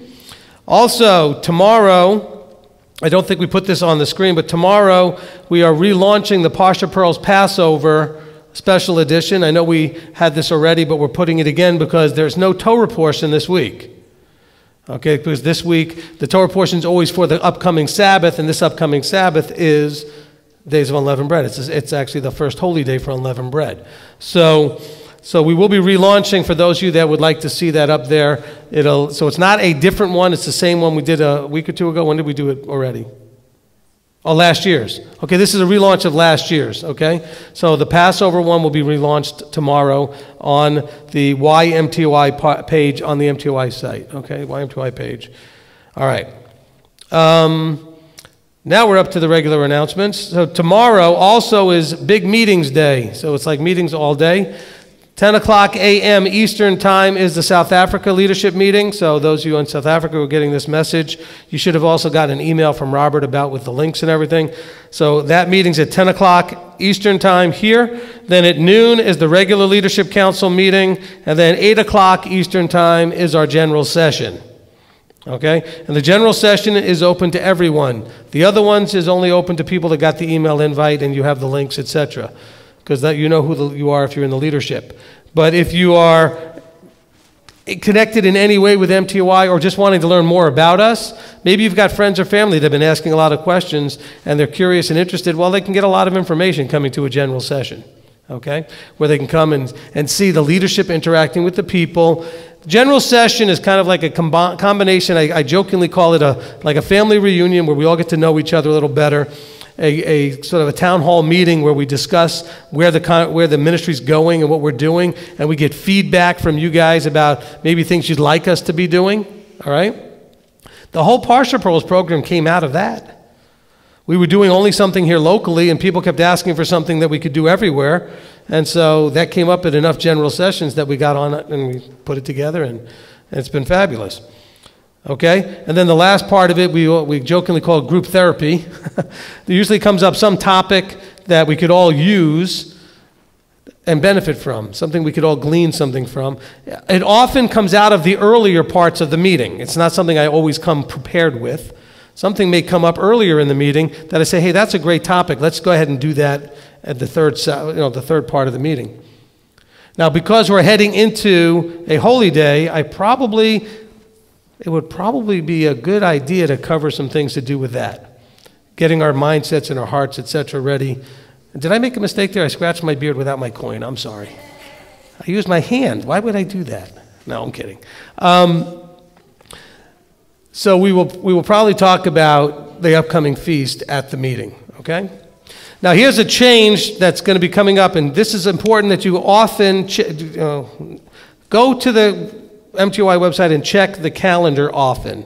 It will change from time to time. There's an interactive Google Calendar where you can pull it up and you can see, what's going on. And I do change that from time to time. I think we're going to be making a change where we'll be having the meetings only once a month.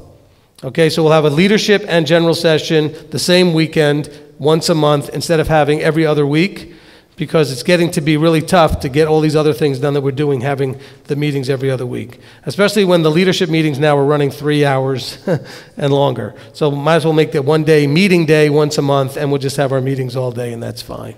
So we're going to try that. If we need to do them more often, we will. But for now, I've changed the calendar. So around the middle of the month, around the 15th, 13th, 14th, 15th of the month, whatever that Sunday is, that's probably when we're going to have the meetings. So when we get back from Passover and Unleavened Bread, that Sunday is the 15th. That's when we're going to have our next leadership after this and general session, etc. We'll be on that one in the middle of the month. Same thing for May, same thing for June. I think I've got them scheduled almost all the way to September. Okay? So that'll be some changes. All right, Torah studies. There will not be another Torah study until April the 10th. Okay? There will not be another Torah study till April the 10th. Okay, so no Torah study this week, the 27th, nor on April 3rd, and then we'll have the next one April 10th.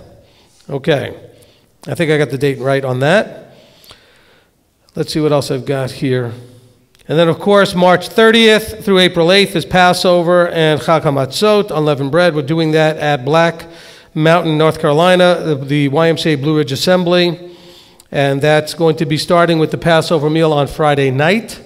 Okay, Friday night heading into Saturday. And so if you've not yet registered, shame on you.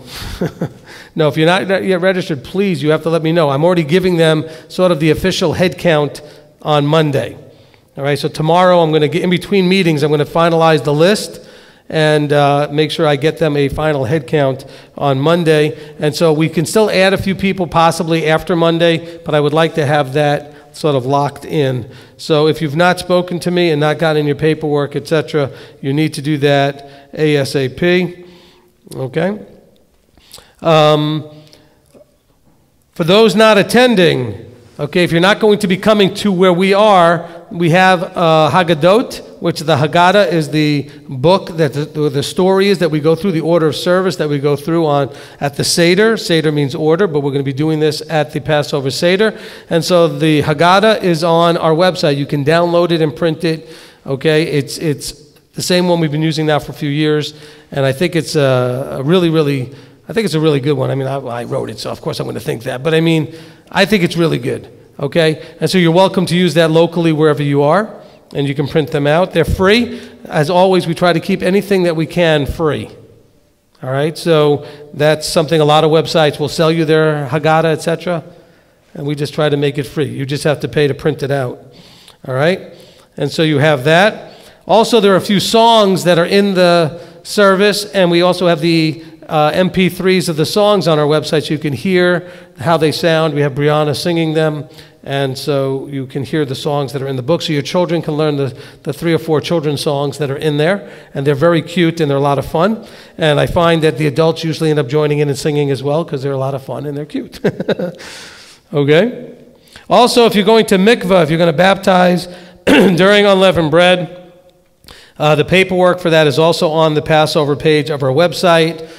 Please go ahead and print that out and go through it and be familiar with it.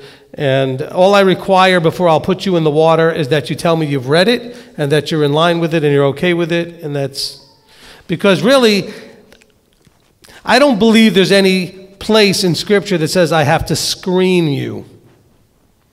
Okay, that's a relational thing between you and the Father that you choose to do if you choose to go and get baptized, to get immersed. However, it is, I believe, my responsibility to make sure that I've at least asked if you understand what you're doing. Okay? And so, as long as you assure me that you are ready and willing and able to make those commitments, then I'm more than happy to go ahead and put you in the water. All right? Okay, so that should cover it. Now, there's a few more things I want to add to this real quickly. One is that a lot of people are asking questions, if you're new especially, and a lot of you online might be new. We have teachings. Okay, we're kind of different than a lot of ministries in that we have teachings that are just focused. Almost every teaching is focused on what you need to walk out this walk. There's almost nothing that's just interesting or answers to questions you've always wanted but have nothing to do with your walk. So if there's a walk issue and you're not sure what teaching covers it, ask us because we probably have one.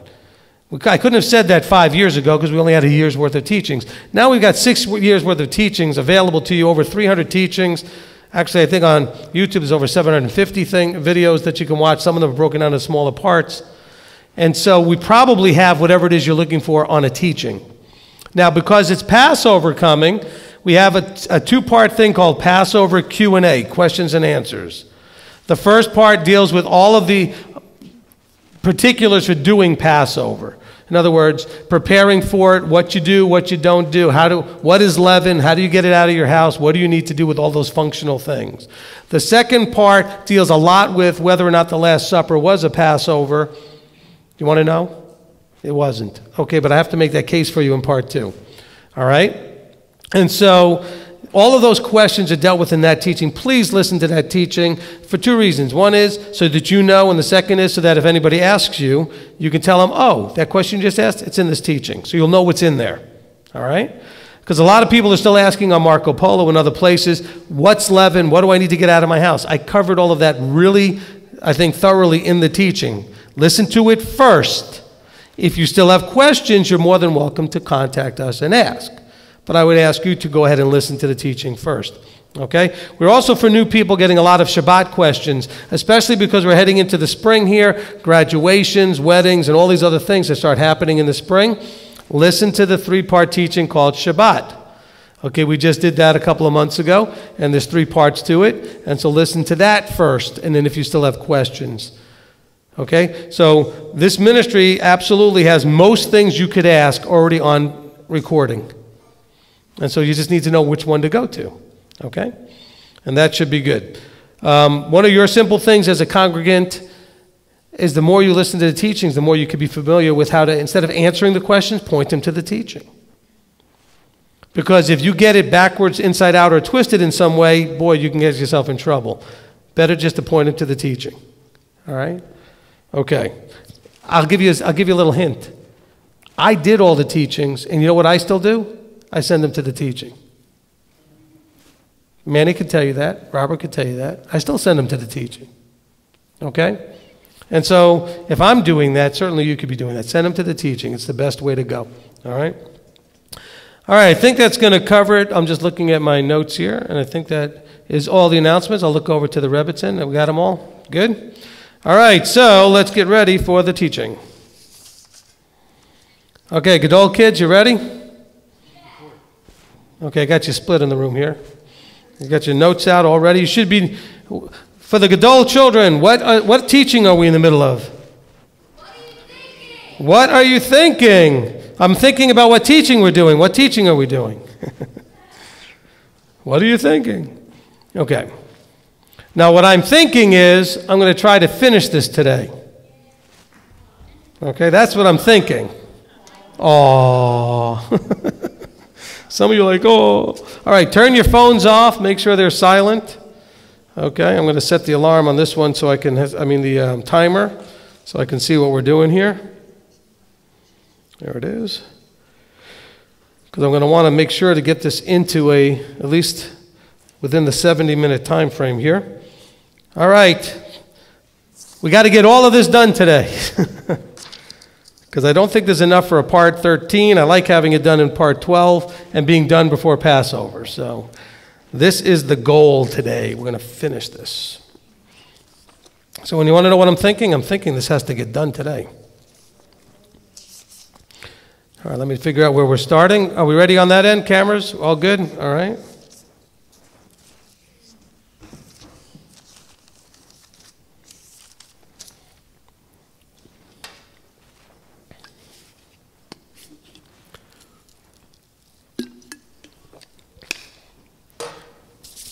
All right, ready? Start your engines. I'm kidding. This is going to go quick, maybe. We'll see. All right, so today we're going to hopefully conclude this teaching on what are you thinking. This is part 12. Part 12, what are you thinking? We've been looking at the mind and thinking of man and how it relates to authority. And I've got one more section to read on that that's small. And then I want to get into what do we need to think right, to think correctly. What's going to make the difference? Because we've been seeing that our thinking processes have not been very good. The default thinking, or the default way of thinking doesn't work very good. And so we're going to get some answers. But let's start in Ephesians chapter 2. Now, last time in part 11, we talked a lot about the idea of the flesh versus the spirit and our approach to the way the mind of the one and the mind of the other. The mind of Elohim versus the mind in man. And this is still going on here in Ephesians chapter 2. In verse 1, and you were dead in trespasses and sins, in which you once walked according to the course of this world, according to the ruler of the authority of the air, of the spirit that is now working in the sons of disobedience, among whom also we all once lived in the lusts of our flesh, doing the desires of the flesh and of the mind, and were by nature children of wrath, as also the rest. So let's hold on to that right there. Okay, so it says here, we were dead. Now, we were dead, why? Because of the way we walked. Now, if we walked a certain way and that walk brought death, it's only reasonable to realize if we walked a different way, that walk brings life. So it's what we do that matters. Okay? So it says here, we once walked according to what? The way the world walks. That's the way we walked.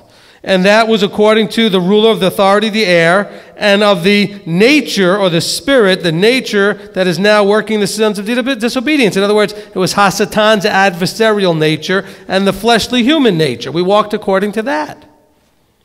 He said, this is because we were once living among that whole thing. We lived in our lusts of the flesh, which is a mindset, an approach, a way of doing things, a nature that we have, doing the desires of the flesh and of the mind. So the key idea here is doing the desires. Remember, we talked about this all through this teaching, right? How we think, our mindset, eventually leads to what? Doing the desires. Because once we think about it, desire gets attached to it. And those cravings, those lusts, those desires that get attached to things manifest eventually in us doing the desire. But we're not doing a desire, we're doing a thought that has a desire attached to it. Because we now desire that thought to come into action. We want something. Okay? So it's not just doing a desire, but that desire is now pointed at a very specific object. It's linked to something, an action. Okay, so we're doing the desires of the flesh, that's the nature, and we were doing it of the mindset of that nature. And so we were, listen, it even uses that word, we were by nature children of wrath. We had no rest in us. We were angry. We were children that would also bring the wrath of Elohim, not being obedient, right? He says we were working as sons of disobedience. We were children who were disobedient. To be obedient, we have to embrace, as we talked about in Galatians, his nature. Okay? Because our nature, we read, is at enmity to his nature. And so when we're at enmity, we're of course going to be disobedient. We're not going to be obedient to what other natures are out there. We're going to be submissive only to what we want. So here we are. This is our condition. He says we were dead because of this condition. A wrong thought process with attached desires or fleshly, our human nature, and the enemy's nature's desire attached to it. And then the wrong actions or the wrong walk came out of it, and that walk led to death. And now he's going to tell us, but after all, and being immersed fully in that place, he says, but Elohim, who is rich in compassion, in verse 4, because of his great love with which he loved us, even when we were in that terrible place, dead in our trespasses, made us alive together with Messiah. By favor you've been saved. Okay, so now here we have this idea that we were in these trespasses, but in his great compassion, his great mercy, he chose to give us a choice. To open up our eyes and our ears and our hearts to receive the information that there's actually a choice. There's life and death. We didn't have a choice before. We were just going down a path that was headed straight to death. But now he's exposing and letting us know, guess what? There's a choice. So in his great compassion, he's shown us a different way.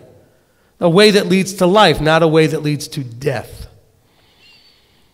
And this is very, very important that we can see that there's that is a compassion of our Elohim. It's his compassion that he said, when you see your child doing something and we know what they're doing is going to hurt them, it's because we care and we love and we have compassion and we go over and we try to stop them and redirect them so that they don't hurt themselves. So in our Elohim's compassion, he's done the same for us. He's opened us up. Now, of course, we still then have to take our mind and change it. We still have to have our desires now linked to the new way of thinking. And then we have to do the desires of our different nature, not flesh, Elohim nature. Doing the desires of Elohim versus doing the desires of the flesh. Very important that we understand this. Okay? Now, let's take that thought and go forward now into Matthew 22. Okay, so we were going at this whole thing, looking at our mindset, looking at how we think, seeing about the natures, and then we realized our nature was just leading to death. We were on a straight path right into death. So what do we need to think right? Matthew 22 and verse 37. Matityahu, Matthew 22, 37. And Yeshua said to him, the person was talking, the person said in verse 36, Teacher, what's the great command in the Torah? So really I should start in verse 36. I'll write that down in my notes here. We'll start over in 36. Okay? Yeshua said to him, You shall love Yahweh your Elohim with all your heart, with all your being, and with all your mind. This is the first and great command.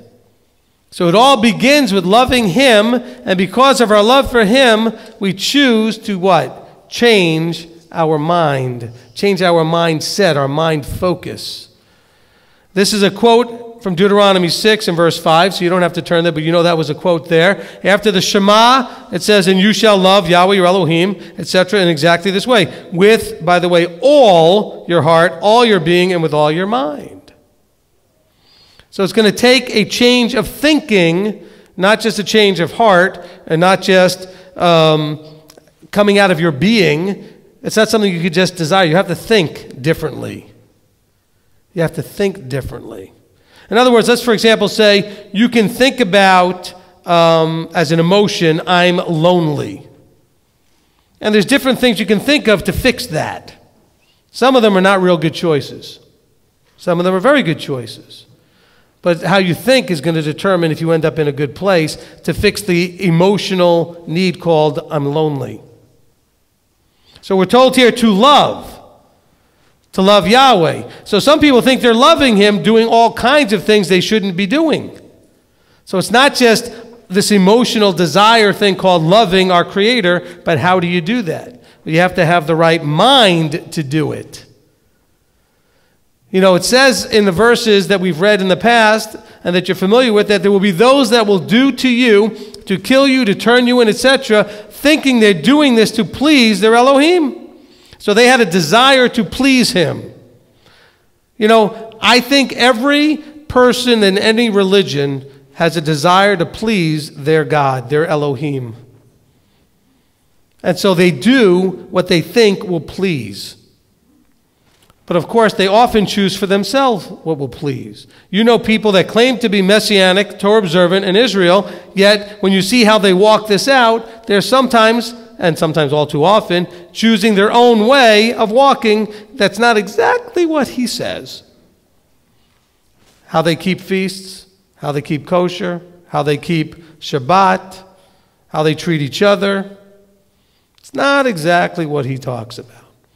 But they claim that they're doing this because it's pleasing him. It's the way they focus on it. And so let's be careful and understand. He says that we are to love him with all of our beings, okay? And with all of our mind, all our strength, and everything we've got, our desire, our heart. But that mind part's going to determine if it's actually doing it in a way that he wants. Okay? Some of you have marriages. Some of you have been in marriages and are no longer in marriages. And you had a desire to please your spouse. But some of you found that you can't please your spouse doing it the way you think they should be pleased. You need to kind of figure out what pleases them. That's hard. That's hard, because you're sitting there going, I don't know why you're not happy. I'm doing all this stuff to please you. And you're like, but I don't desire any of that. The stuff I desire, you're not doing. Well, why would you desire that? Total disconnect, right? Do you see how that could also work in the spiritual realm? You have to first seek to understand what is the desire. What does make him pleased and happy with you. To say things like, well done, you good and faithful servant. I'm pleased with you. You've done well. And so we have to figure that out by letting the one we're trying to please determine and tell us what pleases them. This is a hard mindset change. We're so used to thinking, well, if it's the works for me, if it's the way I think, then you should automatically feel it's perfect. How many of you found that that worked real well in your relationships? You're all laughing because you know it doesn't work. Why would you think it would work any different with your Creator? So you have to love him with what? With all your heart. So that's where your emotion and desire is. And with all your being, with all your strength. But you're going to have to think about what he actually wants to put all of that engine power behind. See, your strength and your desire is all of the fuel and the power behind what you do. But you can throw it all into the wrong thing. Well, we've all seen people, and I'm sure we all did this ourselves, put in, we went off in full speed and went and all of a sudden realized, what did I just do? It was all in the wrong direction. I did the wrong thing, and I wasted all that time and all that energy because I didn't think it through first. Or I didn't read the directions all the way first. Or I didn't, whatever it was, right? But you just figured you knew, boom, and you hit it as hard as you could, only to have it totally go wrong because you didn't actually think it through first. So, this is the real key here. It is the first and greatest commandment, is that we should understand getting our mind right and then applying all of that desire and strength behind it. That's really the key. Let's go to Philippians chapter 2. Philippians chapter 2. Okay? I quote this verse often, but we'll start in verse 1. I often quote this verse 5 about letting the mind of Yeshua be in you, but let's kind of get the setup here. Verse 1, if then there is any encouragement in Messiah, if any comfort of love, if any fellowship of the nature of Elohim or the Spirit, if any affection and compassion, make my joy complete by being of the same mind, having the same love in one being and of purpose. Now let's make sure that we understand where it says make my joy complete doesn't mean to do away with the joy. I know we've said this many times. What is he saying? Fill my joy to the fullest. Complete, bring my joy up to full completeness of joy. You want me to be, okay, I'm happy now, but I would be overflowing if you would do these things. It would bring me to the fullness of joy, to as much joy as I could possibly stand. It's not doing away with. Yeshua said, I didn't come to destroy, but to bring this Torah thing to show you its fullness when done completely, when filled to maximum capacity. So he says here, make my joy complete by being of the same mind. Paul was instructing, saying, I want you to all be of the same mind. Now, he didn't say my mind or pick an elder's mind or some other person's mind. Listen to what he tells us now so you know whose mind he wants you to be the same as. He says, doing none at all through selfishness or self-conceit, but in humility consider others better than yourselves. This is a mindset and approach.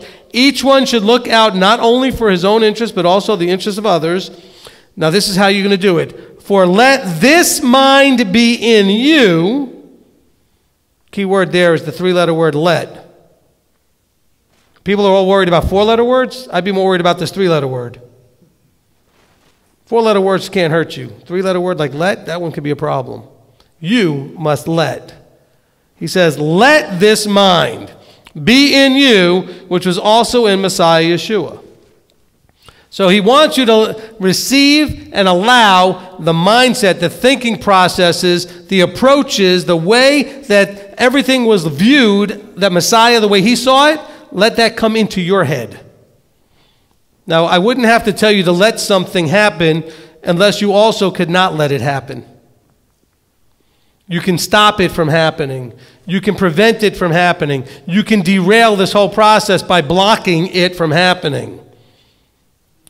Now, by the way, the phrase let also has sort of implied in it the desire for it to be there. In other words, the person who is speaking wants you to have it there. It's available. The only thing that's preventing it from being there is you're letting it or not. It's right there. It's not a rough thing or a hard thing. You have to just allow it to come in. Once your eyes have been opened and your ears have been opened, your heart's been opened, all you have to do now is let the mind come in you. How do you do that? You're going to have to shut yours off and get it out of the way. Because the fleshly mind, the I don't like, I don't want, I prefer, blah, blah, blah, has to be shut down, buried, to allow his mind to come in. Let this mind be in you, which was also in Messiah Yeshua, who, now he's going to give you sort of the idea of how this looks, who being in the form of Elohim, did not regard equality with Elohim as a matter to be grasped.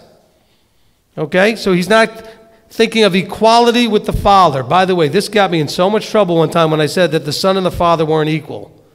Paul says it here. Yeshua himself says, my Father is greater than I. Anybody have a problem with what greater than means? Okay, remember when in math you had less than, greater than, and equal to? Okay? Everybody wants to think Father and Son equal to. No, he says Father is greater than, not equal to. Now, it doesn't mean they're not made of the same stuff, and both equally Elohim and above us, but there's still a hierarchy. All right? Okay, if you are part of my family last name is Berkson, and I am the head of that family, guess what? All the Berksons are still Berksons, but there's still a hierarchy. There's the head, there's the father, there's the mother, there's the children. There's an alignment, right? So it's not an equality necessarily, but we're all of the same stuff. Yeshua says here that my Father's greater, and here Paul says that Yeshua did not think of it as anything to be grasped, to be equal. But rather, listen, this is the key. This is you want to unlock everything? He emptied himself. Verse 7, but emptied himself, taking the form of a servant, and came to be in the likeness of men. For the vessel to be filled, it has to first be emptied. But a lot of us don't want to empty the vessel. You have to empty yourself so that you can be taking on the form of a servant, and came to be in the likeness of men. And having been found in a fashion as a man, he humbled himself. Did you catch that? He humbled himself. By the way, I think that you should have a little word of like FYI, a little caution here. Humbling yourself is going to be a lot less painful than being humbled by him. I recommend humbling yourself. Okay? Because Scripture makes it real clear that all will be humbled. Plan A, Plan B. Plan A, do it yourself. Plan B, not so fun. Okay, Plan A is not necessarily fun either. Plan B is a whole lot less fun. He humbled himself and became obedient unto death. This is the mind. Are you willing to empty yourself, humble yourself, take on the form of a servant, and be obedient unto death? Death even of a stake. Is that something you're able, willing to do? That, by the way, is the calling. See, we all paid attention to the I don't have to die and go into a fire or any of that stuff. Oh, sure, we get all excited about that. But to get there, you have to do this. It's going to take the right mind, which the right desires then attach to, and then the right actions come out of that lead to the destiny eventually called eternal life. Now, this is not a preaching of works, because you're not going to do any of this stuff unless you first accept that what Yeshua did made all this possible. You have to first understand that all of these works would mean nothing if Yeshua had not provided the way to salvation. And he made that possible at the stake when he overcame death and was resurrected, and then he did that for everyone that would ever exist. Everyone that existed prior, everyone that would exist forever, once and for all. So now, having said that, our role in all of this is to what? Transform and conform into that image. How do you do that? This way, by letting this mind be in you, which was also in Messiah Yeshua, who being in the form of Elohim, did not regard equality with Elohim a matter to be grasped. By the way, every time that you sit on that throne, you think you're him. Why do you think you have a right to do that? Every time you take charge of your life and yourself and you start choosing what's right and wrong, now you're choosing to be equal or higher than Elohim himself. What did Yeshua say? He said, I don't say anything, I don't do anything that my Father hasn't told me to do. Completely submissive and obedient. That's the mindset. Now, why would he do all of these things? It says in verse 9, and Elohim therefore has highly exalted him and given him a name which is above every name. You're looking for that exalting. You're looking to be resurrected. You're looking to be given the incorruptible. But that's only going to happen if you do this stuff. Empty yourself, humble yourself, and then be obedient unto death. Some of you are not obedient unto your boss, your wife, or your mother, whoever it is, going, boo! It says that he was obedient unto death, even death of the stake. And the reason it says even death of the stake is because that was the worst way to die at that time. It was the most humiliating, the most embarrassing, the most shameful way to die. It hurt a little bit too. And so he said he was even willing to do that. What are you willing to do to receive that name? Because it talks about in Revelation that to he who overcomes, he has a new name for you. Okay, I don't have that in my notes here. It wasn't my original notes, but you know that verse. To he who overcomes will receive a new name. What do you have to overcome? Self. You think you got to overcome Satan and everybody else? No, overcome you. You're the problem, not everybody else. You deal with you, everything will be just fine. You can't control Satan. You can't control everybody else. You can barely control you. So why don't you focus on the only one you have a shot at? Okay? Otherwise, you're just wasting your time. You got to empty yourself. Isaiah 55, verse 6. We're going to speed this up a little bit. Isaiah, Yeshayahu 55. And in verse 6. Seek Yahweh while he is to be found. Call on him while he is near. That's a scary verse, because that means that there may be a time when he's not found. Let the wrong forsake his ways, and the unrighteous man his thoughts. Let him return to Yahweh, who has compassion on him, and to our Elohim, for he pardons much. See, do you think that Paul was maybe talking about this a little bit in Philippians? Do you think this was going on a little bit in Ephesians? When he talks about in his compassion, what he said in his compassion he called us and he forgave us. Because let's understand, verse 8, he says, my thoughts are not your thoughts. Neither are your ways my ways, declares Yahweh. But that's why you have to return to Yahweh's paths. You got to return to Yahweh's ways. Are you willing to do that, though? For as the heavens are higher than the earth, so are my ways higher than your ways, and my thoughts than your thoughts. Which means that you don't necessarily have to get it. You don't have to understand it to do it. Well, I don't understand. Well, he already told you that his thoughts are higher than yours, which means that you might not be able to understand. But you can still do it. There's nothing that he gave in an instruction that you can't understand enough how to do, when to do, where to do, how much to do. That part he gave you very clearly. The higher thought part is that you might not understand why. You know, in Exodus 19, I don't find that anywhere in Exodus 19, 5, 6, 7, where it talks about the actual covenant, where it says that he was explained to us why. It just said, you agree to do what I say. If you agree to do what I say, I will take you as my people, etc. And they agreed. He never said that you only have to do what I say if you understand it. Now, he does expect you to understand what to do, when to do it, where to do it, etc., how to do it. But he never said that you had to understand why. See, this is back to that child mentality. You know, we all have teenagers or been teenagers, we somehow experience teenagers where they all go, do this, and they go, well, why?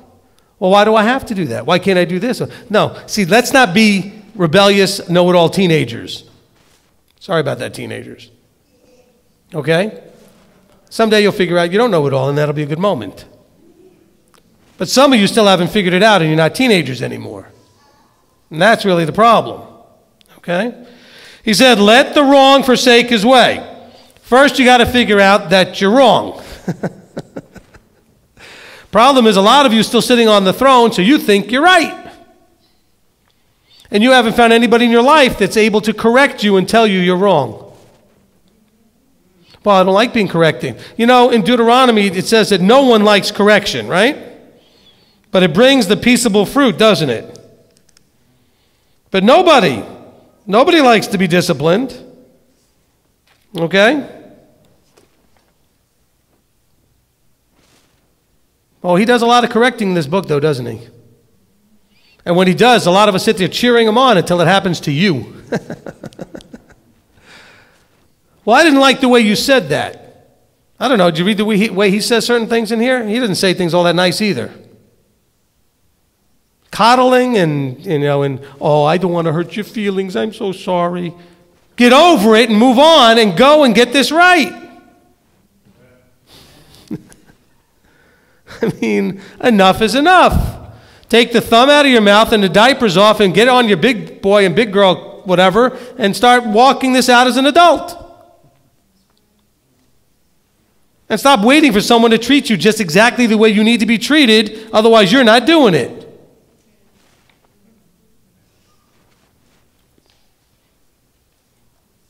Luke chapter 24.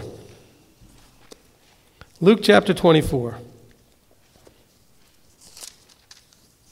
See, a lot of people talk about discipleship. You know, I've had a few people come into discipleship, and I would say a good percentage of them lasted 5 minutes. Because as soon as it came to correction, out the door. Well, I didn't like the way he talked to me. I didn't like the way this. And what does that have to do with anything? Luke 24, verse 44. And it was now about am I in the right place? No, I'm in chapter 23. 24, 44. Sorry, I was in the wrong chapter. And he said to them, these are the words which I spoke to you while I was still with you. Excuse me. That all have to be fulfilled, or all have to be filled that was written in the Torah of Moses and the prophets and the Psalms concerning me. Now, first of all, notice what he said there. The same argument I make all the time about what he did. When he said it is done, what was he talking about? This. All that was said about me had to be done. Not all that what everybody else had to do. He said, but I came to do and fulfill everything that was written about me. Yeshua said he came to fulfill everything that was done by Torah and the prophets and the Psalms, etc., concerning me. Verse 45, then he opened their minds.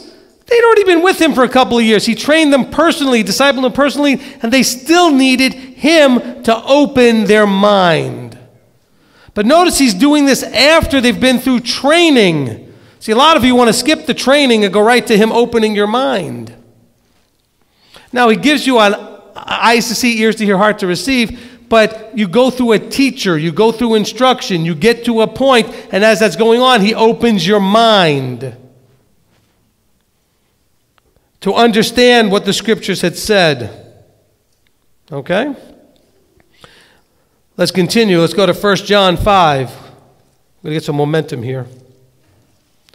1 John 5:20. And we know that the Son of Elohim has come and has given us an understanding so that we might know the true one, and we are in the true one if his Son Yeshua Messiah, in his Son Yeshua Messiah, this is the true Elohim and everlasting life. Now listen now. It says, we know that the Son of Elohim has come and has given us understanding. So, what have I told you about the Son of Elohim? Well, we know that's Yeshua, right?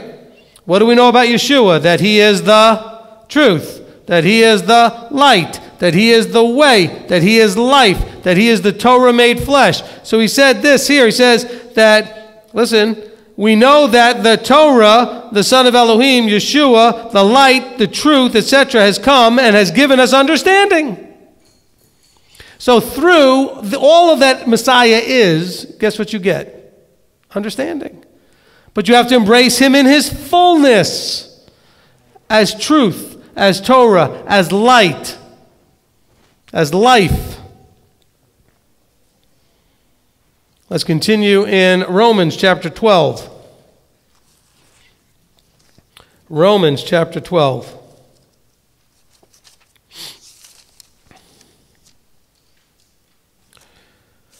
Let's see, verse 1. I call upon you, therefore, brothers, through the compassion of Elohim, to present your bodies a living offering, set apart, well-pleasing to Elohim, which is your reasonable worship. It's not above and beyond. It's just reasonable. It is reasonable for your Elohim to expect you to do what? Present your bodies a living offering, set apart and well-pleasing to Elohim. By the way, you can't do the set apart and well-pleasing. Now listen to verse 2. Listen now.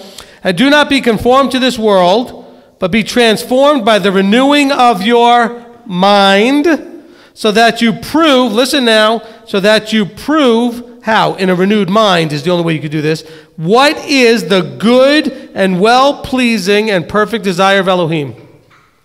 Isn't that what we started off talking about earlier? That you're not going to please him, you're not going to love him with all your heart, strength, and mind if you don't know what pleases him. So here he's saying, look, don't be conformed to the world's way of doing it and transformed into the world's way of doing it, but be transformed by the renewing, the changing of your mind to a different mindset, his mindset. And how do you do that? You do that by trying to figure out and understand, by studying his word, what is actually well-pleasing to him. And this is reasonable. It's not an unreasonable thing for him to expect you to do this. He opened your eyes, your ears, and your heart for this purpose, so that you could do this. Does that make any sense to anyone? So it's reasonable that you renew your mind, not just fill it with information. We talk about knowing as being relational. Not being relational just makes it information. You know, when you have information, a lot of us have heads full of information. But if we don't take that information to renew our minds and to then develop a relationship, then the information was nothing more than just facts, figures, times, dates, whatever. Information. Verse 3, for I say, through the favor which has been given to me, to everyone who is among you, not to think of himself more highly than he should think, but to think soberly, as Elohim has given to each a measure of belief. Oh, a lot of us, we judge each other. Why? Because I'm smarter than you are, and I'm right and you're wrong, and I can't believe you're doing that. Why? Why do you think so highly of you? See, when you pick on somebody else, you're actually thinking more highly of yourself also. This is why we have the plank twig analogy. See, when you think more highly of yourself, all you see is the twig in the other person's eye. You forget about the plank in your own. Because you're thinking, they're wrong. Instead of thinking, I'm wrong too. We're in the same boat. Oh, but they're wrong. Well, so are you. Why don't you work on you? Why don't you let whoever's job it is to work on them, work on them? It's probably not yours. Okay? It's probably not your job. There are those whose job it is. Don't take that upon yourself. He says, I say to you, to everyone who's among you, not to think this way. Don't think of yourself more highly than you should. Verse 4, for as we have many members in one body, but all members do not have the same function, so we, the many, are one body in Messiah, and the members each one of another. Excuse me. And so let's make sure that we understand as we go through these things that we do not think more highly than we should. Everybody's got a role. Stay in your role. Don't try to wear a hat that doesn't fit your head. Okay, there's lots of different hats you could wear. How about starting off with the servant hat? We talked about that already. Humbling yourself, emptying yourself, and taking on the role of servant. Now, we can serve in many different ways. But some of you only think of servant as actively doing something for someone in this plane, in the human plane. How about serving him? How do you do that? By obedience. How about getting your life right in his eyes? That's a servant role. That's a servant role. Okay, now having different gifts, according to the favor which is given to us, let us use them accordingly. If prophecy, according to the portion of belief. If serving, in the serving. Or he who is teaching, in the teaching. Or he who encourages, in encouragement. He who is sharing, in sincerity. He who is leading, in diligence. And he who shows compassion, joyously. Let love be without hypocrisy. Shrink from what is wicked. Cling to what is good. See, the hypocrisy is the problem. Okay, when you still have your mind ruling, although information-wise you have his information, and they don't connect correctly, that's hypocrisy. Your actions are not going to match the right mind. Okay? They're not going to match the right mind. Colossians chapter 3. Some of you are like, wow, Rabbi only got to like 2 references the last 12 teachings. He's already on like the 3rd or 14th one here. Colossians chapter 3, verse 1. Told you we are going to finish this today. If then, Colossians 3:1, if then we are raised, you were raised with Messiah. Seek the matters which are above, where Messiah is, seated at the right hand of Elohim. Mind the matters above and not those on the earth. For you have died, and your life has been hidden with Messiah and Elohim. Okay, so what's going on here? If you were raised with Messiah, and I'm going to use that word raised here like the idea of being raised from the dead. You were dead in your trespasses, and then you were raised out of that into Messiah. If you were raised with Messiah, what is Messiah? The Torah, the truth, the light, the life, the way. So if you were raised with all that, seek the matters above. What are the matters above? You have a whole book full of them, right here. What the ones that are above want you to be doing. Those that are in charge, Father and Son, have given you a book, a manual, to help you understand what's the matters of above. But we get so stuck on our fleshly matters. He says, knock that off. He says, mind the matters above, not those on the earth. But we worry about things and we focus on things, all the wrong things.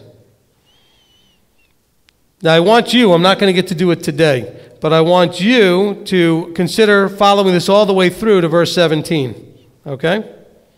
Okay, this we continue in your study. I'm not going to go through it today because I want to wrap this up in the next 20 minutes or so. So I want you to go ahead and continue reading this all the way to 17 so that you get all of that idea worked out of what he's talking about here, about the matters above.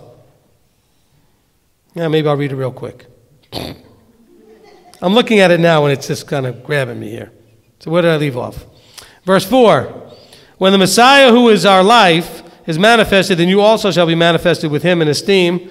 Therefore put to death your members which are on earth, whoring, uncleanness, passion, evil desire, greed of gain, which is idolatry.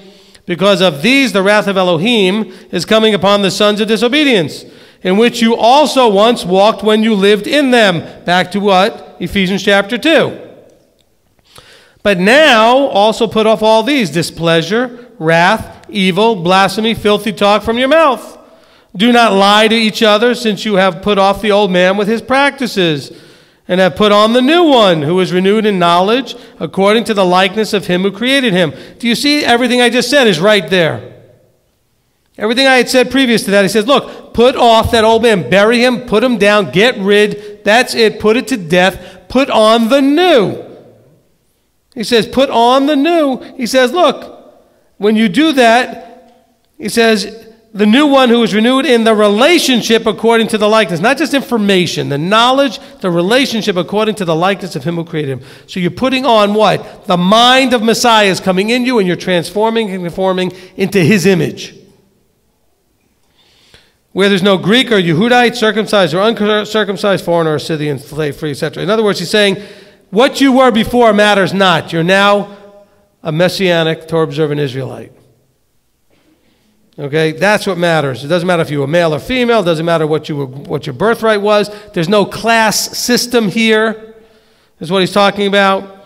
Therefore, as chosen ones of Elohim, set apart and beloved, put on compassion, kindness, humbleness of mind, meekness, patience, bearing with one another, and forgiving each other. If anyone has a complaint against another, indeed, as Messiah forgave you, so also should you. Do we see in the body all kinds of problems here? Yes. Do we see that they're not bearing one another? Or do we see the forgiveness? Do we see complaints? We see problems. But above all, put on love, which is the bond of perfection. Let the peace of Elohim rule in your hearts, to which indeed you were called in one body, and be filled with gratefulness, thanks and gratefulness. Now here we're going to get to the key two words, the two verses here. Let the word of Messiah. Now it's not just giving you an ambiguous thing about the Spirit or this or that. The word. What is the word of Messiah? The Torah. Let the word of Messiah dwell in you richly, teaching you and admonishing one another in all wisdom, singing with pleasure in your hearts to the Master in psalms, etc. Let the word of Messiah dwell in you richly, teaching and admonishing one another in wisdom. Now remember, not everybody's teaching. Those whose roles are to teach. He already covered that previously. Okay, we covered that in Romans. So here, he's giving us a different idea. He says, look, everybody has to stay in their lane, but when we're doing this, whether you're teaching or admonishing, you're doing it in wisdom. What wisdom? The wisdom of the word. By the way, the word also tells you who should be doing it and who shouldn't be doing it. He says, but let that word dwell in you richly. In verse 17, and whatever you do, in word or deed, do it all in the authority of the Master Yeshua, giving thanks to Elohim the Father through him. Okay? Let's continue now in 2 Corinthians 10. 2 Corinthians chapter 10 and verse 3. For though we walk in flesh, we do not fight according to the flesh, for the weapons we fight with are not fleshly, but mighty in Elohim, for overthrowing strongholds, overthrowing reasonings and every high matter that exalts itself against the knowledge of Elohim, taking captive every thought to make it obedient to the Messiah, and being ready to punish all disobedience when obedience is complete. All right, so what's going on here? Let's not read this as Christians with all that ooey-gooey, stronghold, spiritual battle stuff. I'm like whacking my mic here. Sorry. My hands got a little out of control there. The key here is that what? We're dealing with reasonings. That's the whole point here. It says, look, though we walk in a place called the world, we're fleshly beings still. He says, we do not fight according to the flesh. We don't use the flesh's tools. We're not going to use our own reasonings to do our fighting. Are we making sense here? He says, the weapons we fight with are not fleshly, but mighty in Elohim for overcoming strongholds, overcoming reasonings. And what are the weapons that we use? Well, we go to, what do you call those ministries that help you, like deliverance ministries. So we go to a deliverance ministry. Nonsense. You get yourself in the Word, you use the Word, and that's your weapons. What's your weapons? Letting the mind of Yeshua dwell in you, and when you think like Him, you know exactly what to do. See, we're trying to use our fleshly strength, fleshly mind, fleshly reasonings to fight a spiritual battle, an Elohim nature battle with our fleshly nature. Stop trying to figure it out yourself. Get someone to help guide you to what the Word says is the way that He would want you to handle it, the way He handles things. Because we need to overthrow these reasonings. It didn't say anywhere that you're being possessed by spirits here. You've got wrong thought processes that come out of the fleshly nature. You need to overthrow those reasonings and every high matter that exalts itself against the relationship you have with Elohim by how? Taking captive every thought and making it obedient to Messiah. That you don't need to go to a deliverance ministry. Just do that. Take your thoughts and make them obedient. You don't have to go expose every wrong thing you ever did in front of a bunch of people you hardly know, or whatever else they make you do. Here it is. The weapons that you need are not fleshly, they're from Elohim, and you know what they are? They're the Word, and it's consistent with everything else that we talked about so far. So we have to take captive every thought. Why? Because if you don't take that thought captive, emotions will attach to it, and it's going to manifest in an action. Actions turn to habits, habits lead to destinies. Right? We've said this over and over and over and over and over again. Let's go now to Galatians 6. Okay, Galatians chapter 6. And in verse 1. Brothers, if a man is overtaken in some trespass, you, the spiritual one, set such a one straight in spirit of meekness, looking at yourself, lest you be tried too. Notice what it says here. If you're going to set him straight, check yourself out first. Look at yourself. Look at yourself. Okay? Bear one another's burdens and so complete the Torah of Messiah. For if anyone thinks himself to be somebody when he is not, he deceives himself. But let each one examine his own work, and then he shall have boasting in himself alone and not in another. Let each one examine his own work. Now, it did start off with this verse about setting someone straight, but then it completely reverses itself and says, but you know what? Before you're ready to do that, you got some other things to do first. You're going to have to examine your own works. And then you shall have a boasting in himself and not in another. For each one shall bear his own burden. But he just said, wait a minute, bear another's burdens. Well, you got to bear your own burden first. I got a lot of people come to the ministry and they just will not bear any of their own burden at all. They just want to find somebody, anybody to bear it for them. Come to us when you find the burdens you're carrying unbearable. But try to bear them. Do something on your part. We're here to help you bear the ones you can't. And let him who is instructed in the word share in all that is good with him who is instructing. Do not be led astray. Elohim is not mocked, for whatever a man does, whatever he sows, that he also shall reap. Because he who sows to his own flesh shall reap corruption from the flesh. But he who sows to the Spirit shall reap everlasting life from the Spirit. Let's change those words as we learn them. For he who sows to his own nature, the fleshly nature, shall reap corruption, because the fleshly nature is corrupt. But he who sows to the nature of Elohim shall reap everlasting life, because that is the nature of Elohim. Let's not ooey-gooey this into some spirit realm thing. It's not about that here. Your sowing is based on mind. You put the mind of Elohim in. You do the actions of Elohim out. Guess what you reap? Everlasting life. That's his nature. And let us not lose heart in doing good. For in due season we shall reap if we do not grow weary doing good. Good is something you do. Not something that you get declared because of something Yeshua did. Okay, something you do. So then when we have occasion, let us do good to all, especially to those in the household of belief. but make sure that you are actually found doing good. Very important. 1 Peter chapter 1. First Kepha, 1 Peter 1, and verse 13. 1 Peter 1, verse 13. Therefore, having girded up the loins of your mind, there's a picture for you, right? Imagine taking like a cloth and like you would gird your loins with and girding your mind and wrapping it around your mind.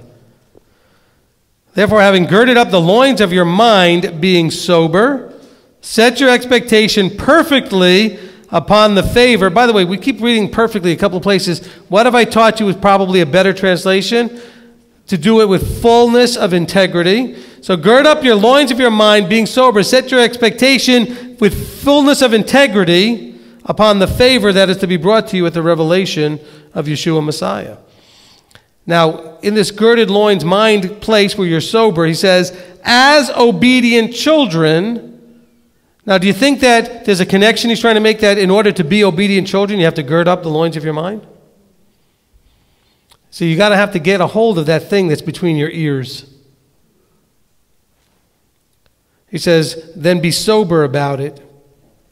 See, a lot of us are drunk, and I don't mean with wine, but we're drunk with emotion. We desire. I don't like. Oh, I love. I want. I don't want. We are not sober. We are drunk with emotion. We are blinded, like a drunk person gets, by alcohol with emotion. He says, but gird up your mind and be sober. What does sober mean? To think clearly. Awake, aware, fully conscious, with all your faculties. Be sober. Setting your expectation perfectly with full integrity upon the favor that is to be brought to you as obedient children, not conforming yourselves to the former lusts in your ignorance. See, here they are. They've been instructed. They've been guided. They've come out of her, my people, to some degree. And guess what they do? They start acting exactly like they used to, with a new fancier clothes on top of the old body.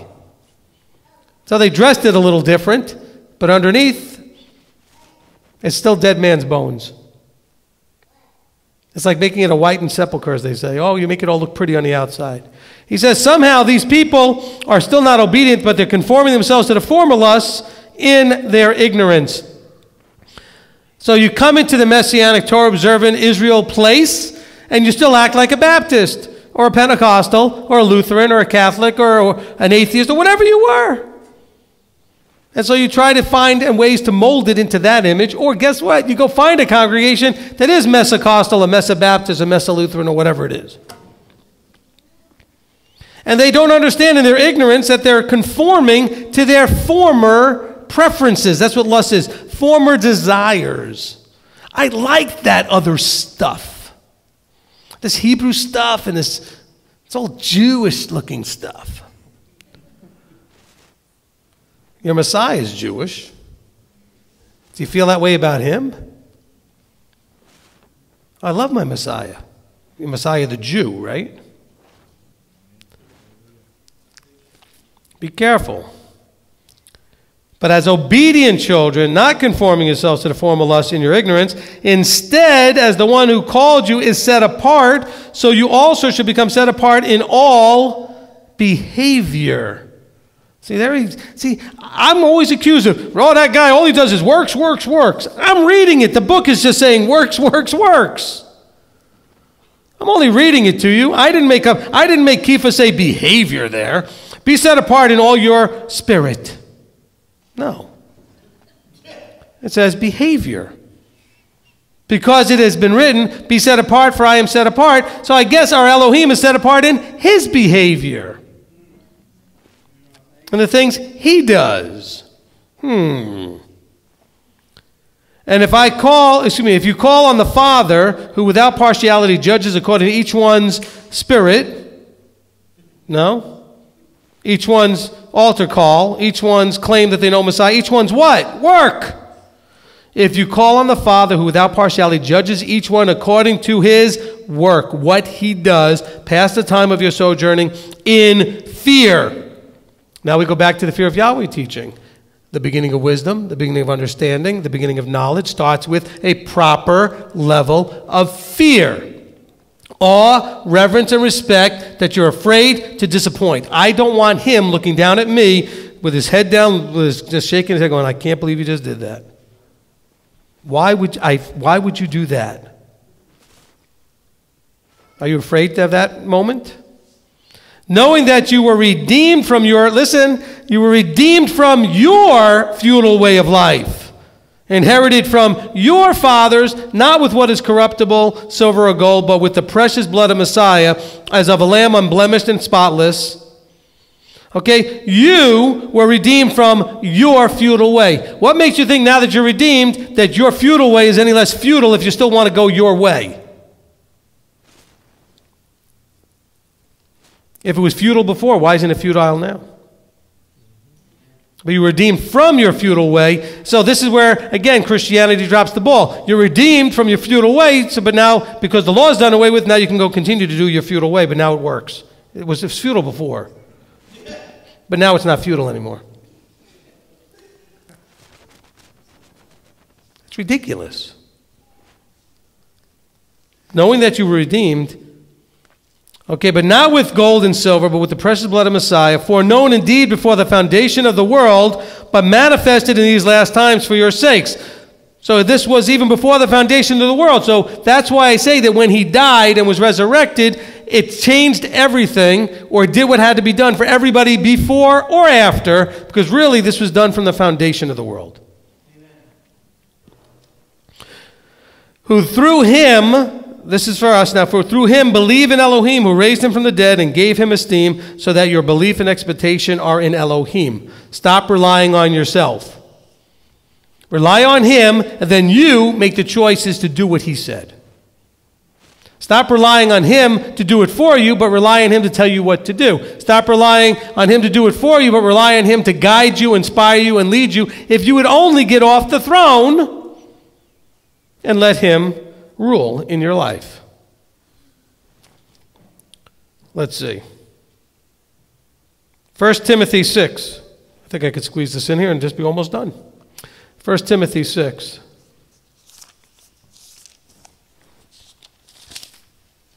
Verse 1. Let those who are servants under a yoke regard their own masters worthy of all respect, lest the name of Elohim and his teaching be blasphemed. And those who have believing masters, let them not disregard them because they are brothers, but rather serve them because they are believing and beloved ones, those receiving of the good service in return. Teach and urge these matters. Okay, let's stop for a second. He is not talking about slaves. He's talking about the word yoke. And what does the word yoke give you? It should evoke or bring to mind that we're talking about discipleship. When we're talking about yoking together, it's a discipleship buzzword. So it's like the alert button should go up. Oh, this is a discipleship point. He said, let those who are in discipleship, under a discipler, under a yoke, regard their discipler worthy of all respect, lest the name of Elohim and his teaching be blasphemed, because Elohim teaches that that's the model. Are we making sense here? He's not talking about a physical slave working for anybody. How do I know that? Watch how this plays through. And those who have believing masters, in other words, you have believing teachers that you've yoked yourself to, let them not disregard them because they are brothers, but rather serve them because they are believing and beloved ones, those receiving of the good service in return. Teach and urge these matters. Now, in case we're not clear what's going on, verse 3 says, if anyone teaches differently and does not agree to sound words, those of our Master Yeshua Messiah, and to the teaching which is according to reverence, he is puffed up, understanding none at all, but is sick under questionings and verbal battles from which come envy, strife, slander, wicked suspicions, worthless disputes of men of corrupt minds, deprived of truth, who think that reverence is a means of gain, withdraw from them. So reverence means, so this is definitely talking about ministry. Any doubt here? Okay? So he's saying here, look, let those who are under discipleship, under a yoke, regard your disciples worthy of all respect. Otherwise, why are you discipling with that person? Look, this is not a cult. We're not having disciplers running around forcing people into discipleship. It's a voluntary relationship. You find somebody you feel is worthy of all respect and who has a yoke you're willing to take on you. That yoke, by the way, is to teach you, lead you, guide you in the transformation process to become like Yeshua. He says, however, anybody teaches differently and doesn't agree to sound words, those are our Master Yeshua, and then the teaching which is according to reverence, he's puffed up. Don't be all puffed up. See, over and over again out there, they're teaching against discipleship.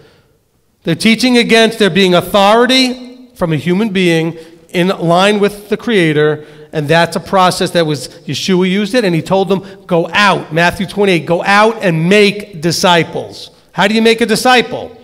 Well, you start off being one, and under a discipler who makes you one, and then you go out and repeat the process. But look what's happening. He says, because if this puffed up person is going in a whole wrong way, guess what happens? They end up, listen, they think, and they end up with a corrupt mind. Okay, worthless abuse of men of corrupt minds and deprived of truth, who think that the reverence that's going on is a means of gain. So in other words, they're only doing this for filthy lucre. They're only doing this to gain. This is also when he says, woe to you, you guys out there who want to be seen in the public, and you're doing this to be seen by men, right? Matthew 23, and you're doing all these things. And some of you are thinking, oh yeah, well I know about that one, and so why do you call yourself rabbi? Go listen to the teaching I did call Nobody Rabbi. It's a little in focus thing. It came out of Get Out the Leaven, one of the parts or something. Okay? But what the point was in Matthew 23 was, don't be doing these things to be praised by men. So look, that's a wrong mindset.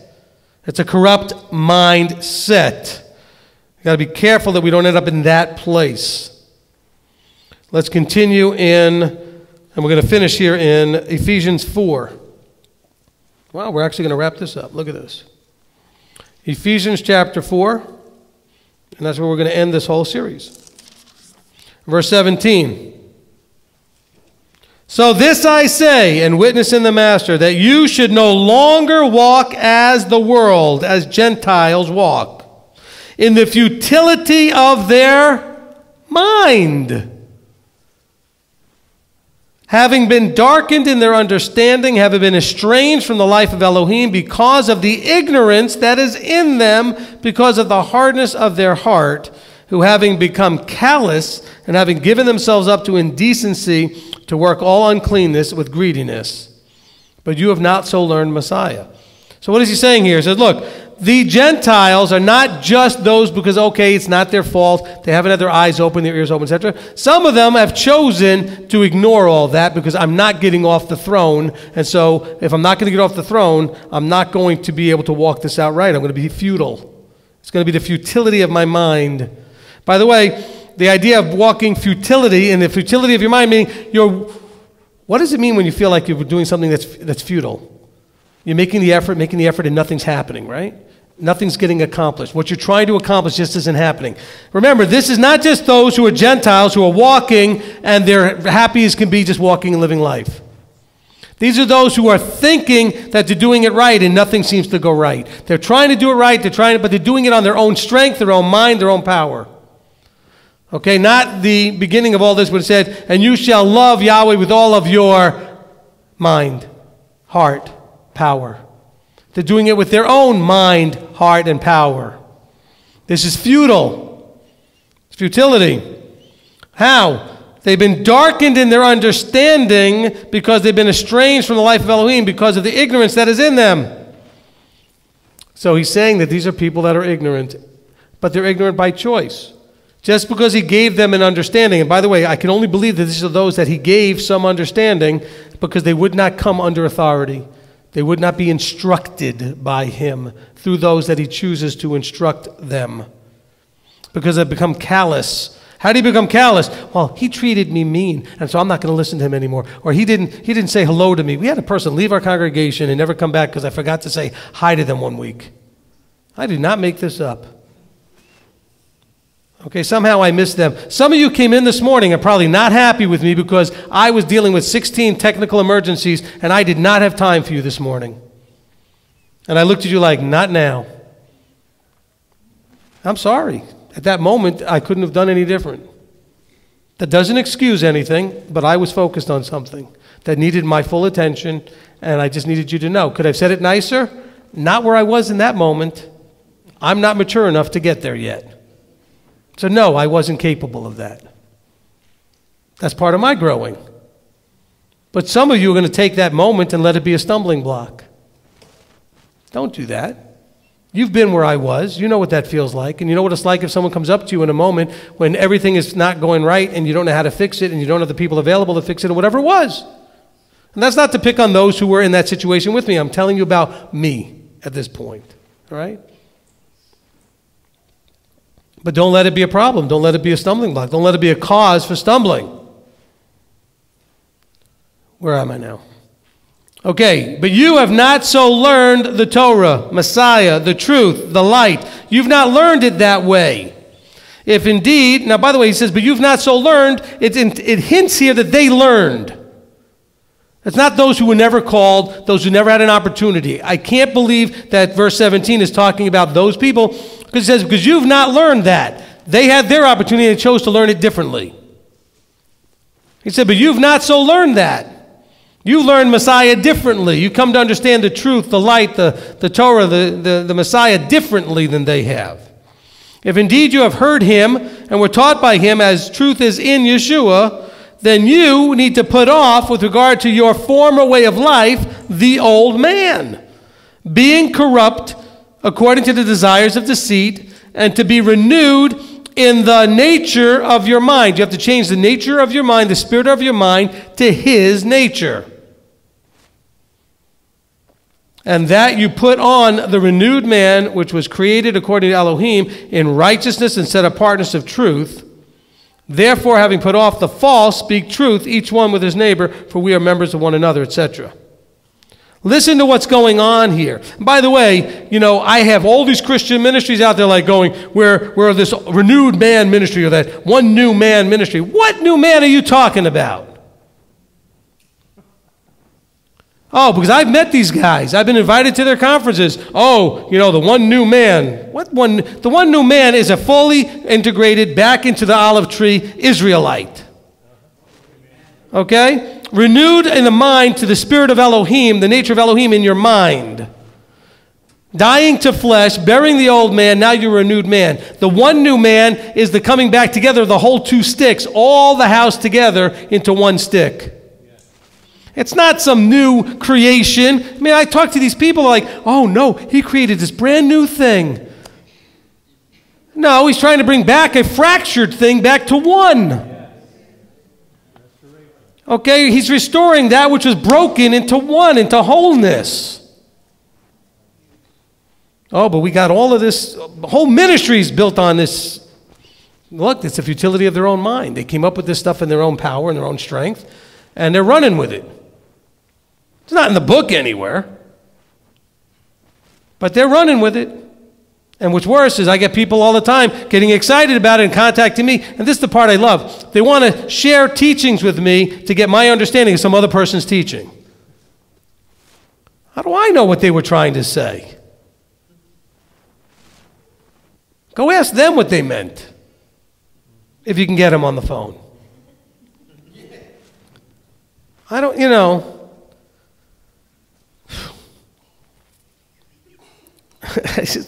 I don't know what to say anymore. Okay? We've got to stop walking in the futility of our human fleshly minds. Okay? What are you thinking? Well, I'm thinking I need to start thinking like him is what I should be thinking. I'm thinking it's enough of my own thinking. See, some of you are laughing because you can see the exasperation and exhaustion on my face. How do you think he feels looking at all of us? Like, when are you going to stop this nonsense? You suffer needlessly because you will not submit. We are stiff-necked. What does that mean?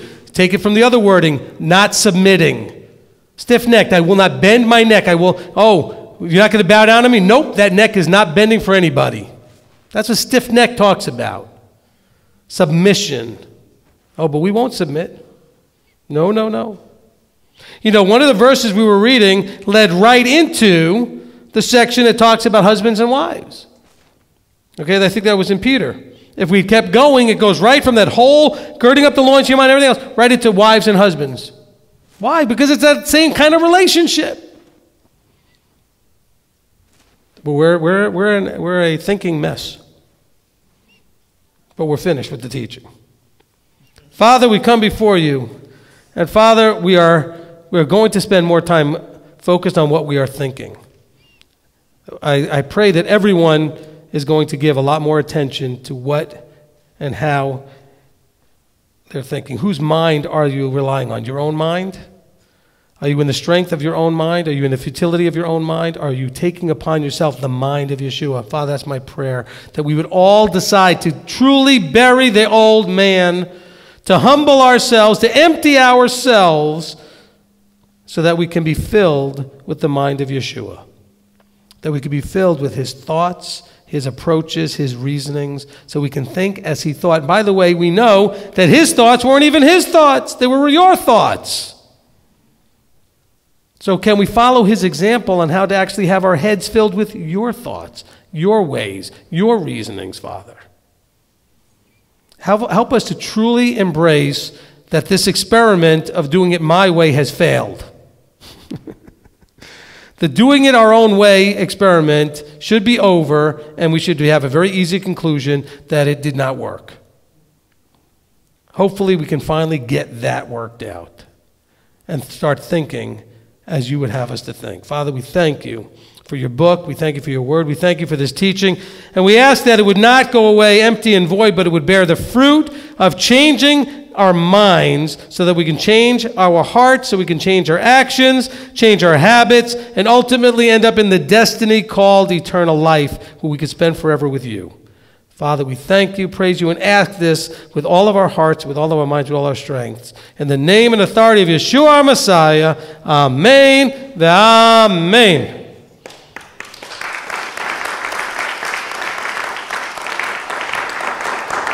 Amen.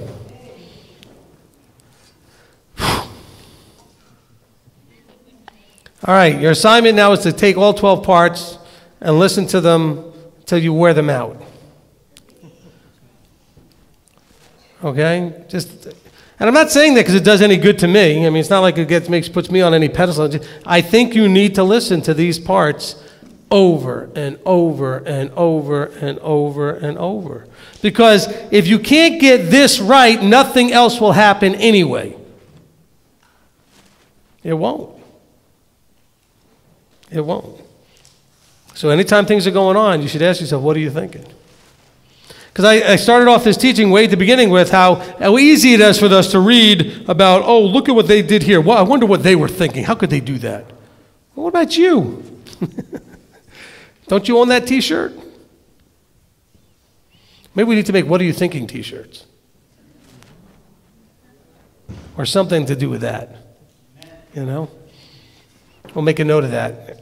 By the way, we did just order, and we will have all the t-shirts at Passover, and we'll be putting them on the website. We will have all the colors, purple, blue, red, black, and the new green. Okay? Like a military green. So this will be exciting for everyone who wants a shirt. We'll have all that. No hoodies, except whatever we had left over. We'll try to maybe do something for that for fall. As it is, my house doesn't have any room even for the 8 boxes that came with all the shirts in them as it is. So if you walk in my house, you will trip over the boxes as you walk in the door. Funny part is that we had other boxes there, and then my wife went and took them all to storage, came home only to find new boxes. Because the delivery guy came while she was gone. And she looked at me and I said, thank you for clearing that space. Because she felt good, like her foyer was finally almost empty. Nope. What were you thinking? So now there's 8, 9 large boxes of shirts sitting right there in the foyer. Anyway. All right, so this is the afterburn time. So if you have a comment or question about the teaching, who's going to go around with the mic? Daweed, want to go around with the mic? Okay, Daweed's going to go around with the mic. Okay, so you can raise your hand. If you're online, you can write it in the live stream, and Robert will take your questions. If you are on the live stream, excuse me, or here, but mostly on the live stream, and you have questions that I touched on subjects in the teaching but really are not about the teaching itself, I will either refer you to a teaching or we'll just ask you to address that to us not today, okay? I want to keep today about this whole teaching. Now, you can make comments or questions about today's part 12 or about anything to do with this series, okay? And I'd love to hear how I'm not looking for praise and everything, but I want to know how this has gone. Has this been a good series for you? And because I've loved this almost as much as I've enjoyed doing any of the series. And I'm just glad I got this entire page done in one session. I was nervous for a little bit there. I was going to ask myself, what were you thinking doing this all in one shot? I could have spent a lot more time in any one of those spaces. I really could have. And maybe one day we'll start breaking things down to even more time in a verse or 3 or 4 verses and just really breaking things down. But hey, this was a one-part teaching originally. So now it's turned into 12. All right, who wants to go first? Okay, Shira? Rabbi Steve, this whole series has been tremendously empowering for me. I think some of the stuff from Christianity is falling off because not only were we instilled with the idea that Yeshua did it all for us, but that leaves us in the position that we're kind of victims too. You know, and so we got to go find a deliverance minister. We got to go find, somebody to do all this for us. And Father has stripped away some of that. For me, that's been tremendously empowering and joyful because now, I'm applying it to so many areas of my life. I'm going to look in the mirror and I'm going to tell myself, you love to study Torah. You love the truth. And whatever habit I have that's getting in my way, I can take that thought captive. And there have been some major victories. So I'm really excited. I wanted to say that. Okay, let me just say this real quickly. I didn't say this during the teaching, but the idea of taking a thought captive simply means taking that thought and actively choosing what to do with it. It doesn't mean the idea of like taking it captive, locking it up in a jail in your head or something, okay? It simply means when the thought comes in, it doesn't just go anywhere, you actually choose what to do with it. That's all it means. Slowing that thought down, it doesn't just go straight to your heart or go straight wherever, but it gets paused, hold on, time out, let me decide whether or not I want to hold on to this thought, get rid of this thought, or whatever. It's you choosing to grab it and actively put it somewhere. Okay. Yeah, that's so true. And sometimes just those things that we do out of habit, that whole thing of pause and think what you're doing. What are you doing? You've been telling me that this is getting in the way of your discipline, and now you're just automatically reaching for this thing. And, put on the brakes. I'm doing it. Here I am doing it. And he's faithful to do that. So awesome. I have 2 questions. One from very in the beginning, Ephesians 2, when it talks about by favor you have been saved. Well, that was covered in the Are You Saved teaching, and it was covered in the Grace teaching. Yeah, that was covered in that. But is that favor simply, of course, it's deserved favor, right? Grace. Well, here's the thing. It's sort of parenthetical in there, and that it's kind of the way they put it in the scriptures. They kind of put little hyphens in there. Even when we were dead in trespasses, made us alive together with Messiah, and raised us up together and made us. It's almost like it doesn't belong in there, like it was almost an insert. Okay, because if you take it out, it flows much better. Okay, because I just took it out and look at how it reads. Even when we were dead in trespasses, made us alive together with Messiah, and raised us up together and made us sit together in the heavenlies. Okay? So it's almost like somebody stuck that in there to kind of push a grace agenda, or it says, look, this is how we get favor. Even when we were dead in trespasses, he made us alive so that we can be saved through meriting it. Because he now gave us a path to meriting favor. Right. So you can come into an understanding, again, taking how Paul meant it, how it got translated from Greek into English and everything else. Stuff gets lost in translation. I appreciate that, because I think a lot of us have a Christian friend or two who goes to that right away to argue grace. Well, so. Go to the grace teaching and find the part where I get to Ephesians, and we get through that in there. Great. Okay. Second question. Yep. In Luke 24, he opened their minds to understand the Scriptures, and I was really arrested when you said his disciples needed him to open their minds after they'd been a long time being trained by him. So could you specify or expand on that? What is this opening the minds to understand? I know I have had some things that felt like that now that I've been learning under you for 5 or 6 years. But could you expand on what you think that means? Well, specifically in Luke, and I didn't give it enough attention, he goes into the next verses explaining about how they had not really understood that he was going to have to die and be resurrected the third day. So since they weren't ready for that information, that they couldn't get it, they couldn't see it. So in other words, it shows you that he will open your mind to understanding based on timing. Okay? Something that you can't handle and not ready for, he's not going to show you till you're ready for it. So the next verse after that said, he showed them so they could see where in the prophets and in the Tanakh it said that he would be killed and raised the third day. Okay, so that was the specific point. But the idea being that even though they were taught, even though they were instructed, there are things that timing will reveal. Does that answer the question good? Okay, where's the mic? Okay, Lisa? You were talking about yoking and discipleship at the end. Mm-hmm. And I was just reminded this morning that I was just reading in Leviticus 8. And it stood out to me for some reason. But it was when Moshe was saying, Yahweh spoke to Moshe saying, take Aaron and his sons with him and the garments and the anointing oil. Mm-hmm. And then he did that. So he taught them, even though Yahweh could have gone to Aaron, he told Moshe to do it.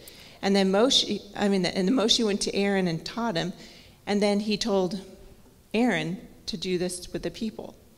And it was just like this step down discipling, and it's like learning leadership, training through man. And it's not, it just shocked me. I was like, I noticed it, and I'm like going, when you said discipleship, and then with David, and it's just constantly he's showing us, but yet we refuse sometimes in our minds and our futility to think he's the one that's teaching us through man.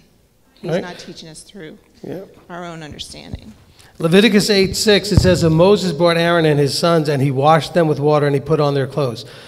So he is washing them, and he's dressing them. He is teaching them and guiding them. So, I've always made the point that you don't self-anoint, you don't self-appoint, that somebody then, the anointed appointed then goes and passes those things down and disciples it. Now, all the way back to the top of the chain, there may be one, as in Moses. Nobody trained him, he was called directly. But that happens only rarely to the one who then does the other things. Okay? It's not like everybody you see all over the place, hundreds and hundreds and hundreds of people being called out individually, and then, they go out and anoint and appoint. It generally comes from one passing it down. Right, so the key is here also is to understand that you have two priesthoods. They have the Melchizedek priesthood, and then you also have the Levitical priesthood. And actually, when they're both together, which one is higher? The Melchizedek. Why? Because the Melchizedek priesthood is the teacher. It's the Torah instructor. It's the discipling leadership. Okay, it was Shem, it was Noah. Okay, you go through it was the one doing the instructing and the discipling. So when both priesthoods are around, it's actually the higher priesthood. Don't let this confuse you with all that Melchizedek teaching that's out there, because that's just being used to do away with Torah and all kinds of ridiculous things. But understand, there is a right way to understand the Melchizedek priesthood, and that priesthood is the Torah teachers. Moses and the 70 did what? They taught Torah. What did the Levitical do? Temple service. And some of the judicial, the judging. Okay? The Melchizedek were the teachers.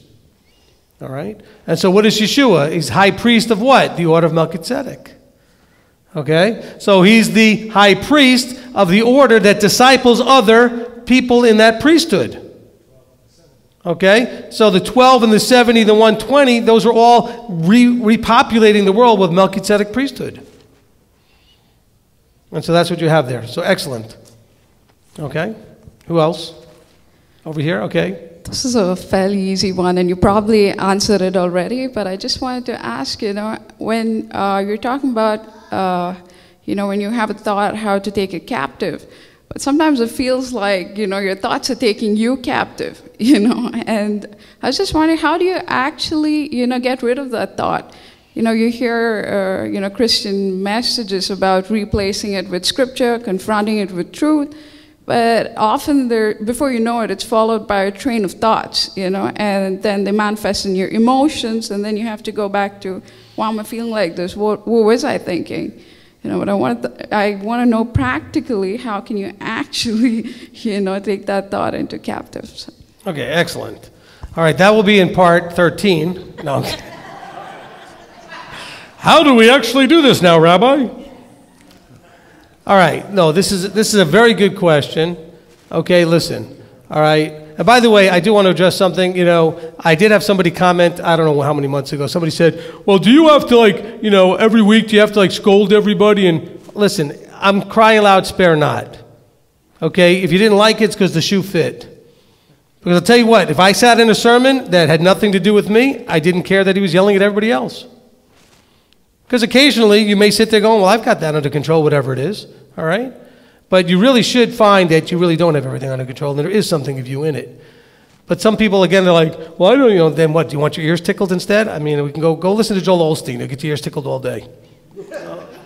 Okay, you'll never get offended by anything he says. You won't get any value out of it either, but I mean, he's a motivational speaker. Okay. The bottom line is also people say, well, do you have to constantly be attacking Christianity? I'm not attacking it. I want to make sure you don't go back to your old way. Always remember that old place you came from, and 99.9999% of all of you came out of that. Not everybody, but almost everybody. And so you have to remember that mindset. Not just that you're not there attending on Sunday, Christmas, Easter, whatever, but there's a mindset. Okay? Christianity as a mindset is a cancer. If you don't get it all out, it will repopulate your brain. And you'll find yourself thinking through that filter. And as a cancer, it will kill you. Do you understand what I'm saying? I'm not saying Christians, now let's go over the web. Rabbi says Christians are cancer. No, I didn't say that. But it acts that way in your system. If you don't take that thought process and approach out of your system completely, it will metastasize and kill you. Or you'll have to surgically remove it a second or third or fourth time. By the way, that's when your teacher says stuff and gets you in your face and you don't like it. Well, if you had fixed it the first time, you wouldn't have heard it a second time. You'd have been like, yeah, that's great. It's kind of like one pastor told me one time, hey, when you throw a rock into a pack of dogs, the one that yelps is the one you hit. So all of you out there, be careful about yelping about the teaching, because then I'll know you're the one I hit. Okay, so now to your question, long way of avoiding the question. This is what you need to understand, all right?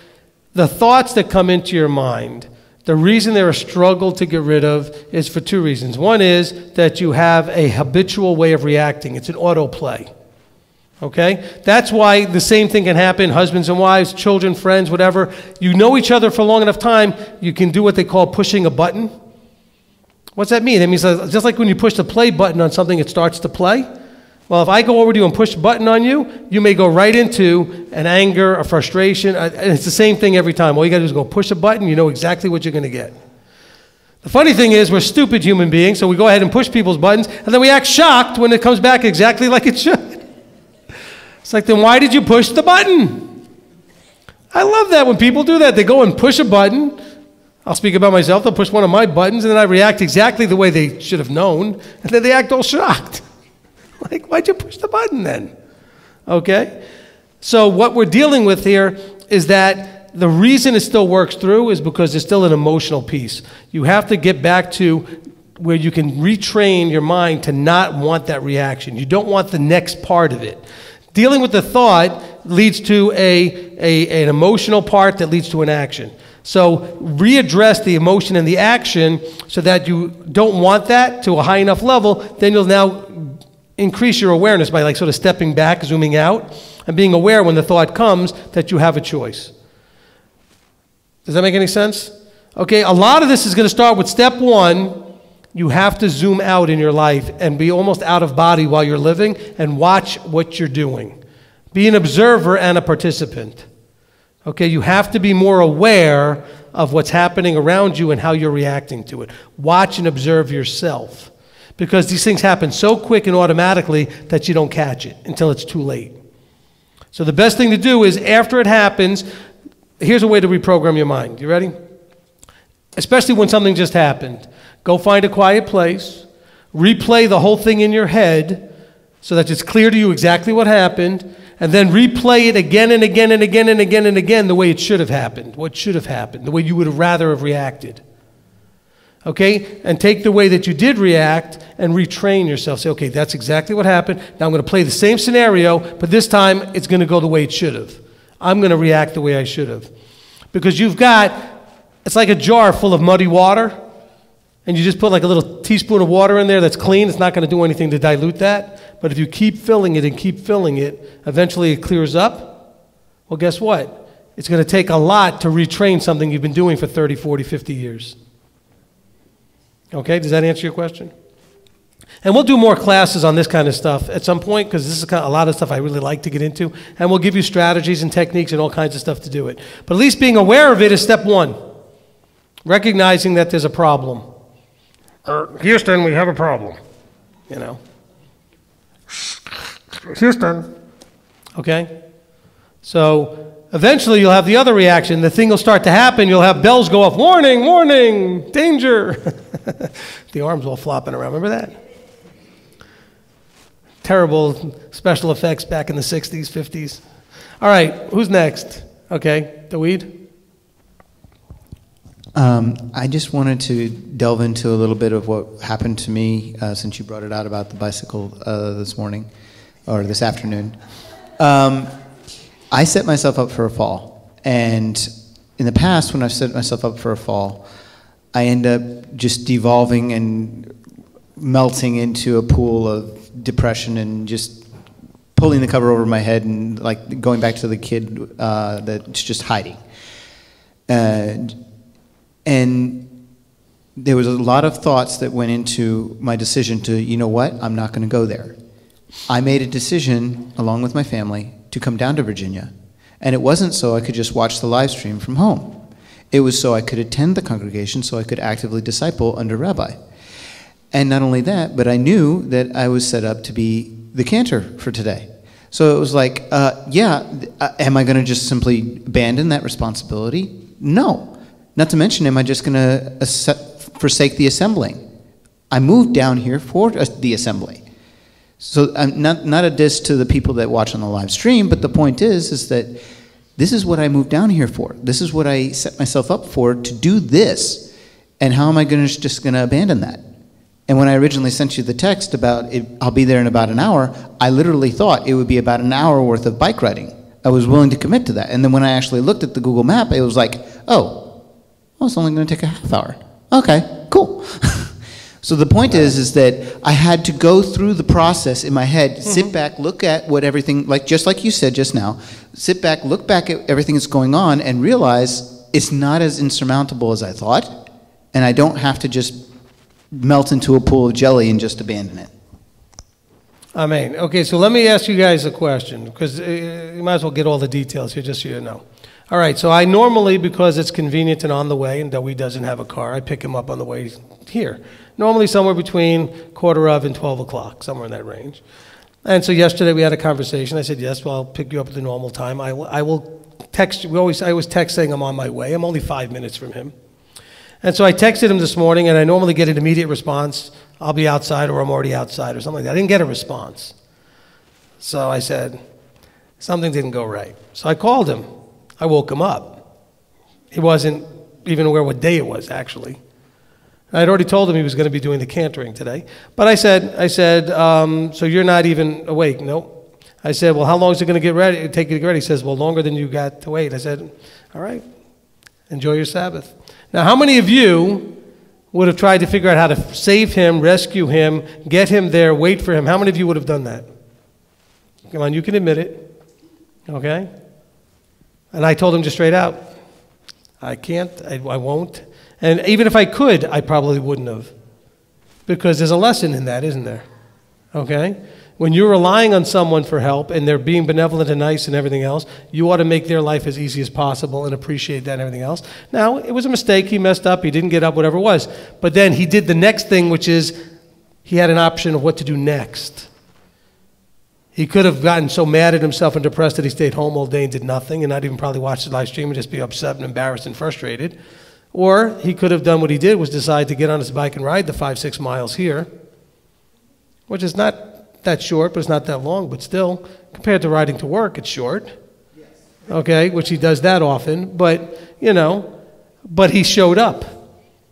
Okay? But think of it from a discipling role. Because some of you would have thought, well, that was so harsh and tough and mean of you, Rabbi. He said, well, no, I had responsibilities here that if I was late to would have been very much more problematic, and I didn't have the 20 minutes to wait for him to get ready. But also, it was an opportunity to show there's consequences. And you have to, remember we talked about it in the scripture reading today, you have to own your consequences. And stop putting it off on everybody else and everything else. Okay? And so, I'm very proud of him, because we make mistakes, but he did everything right after making the mistake. So, good job on you, okay? But how many of us would have reacted differently on either side, okay? But you got to remember, though, this is not just the pastor or the rabbi helping him get a ride. I'm discipling him. And if you understand that, you could also ask him how strong and rough I've been with him at times, but also how encouraging I've been with him at times, okay? And if I treated most of you that way, you'd never attend again.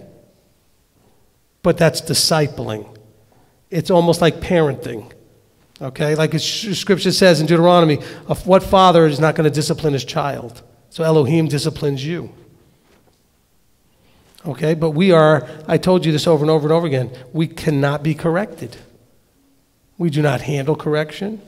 We roll up into a ball and whine and complain and say how awful and horrible the rabbi is. Nobody handles correction. Scripture tells us that, though, so don't be surprised. But we don't. We react to it in horrible ways. But most of the correction, whether it's coming directly from him or through other people from him, we handle it badly. And so we may have to do a teaching at some point on correction, because that is our biggest problem right now. We are just not correctable.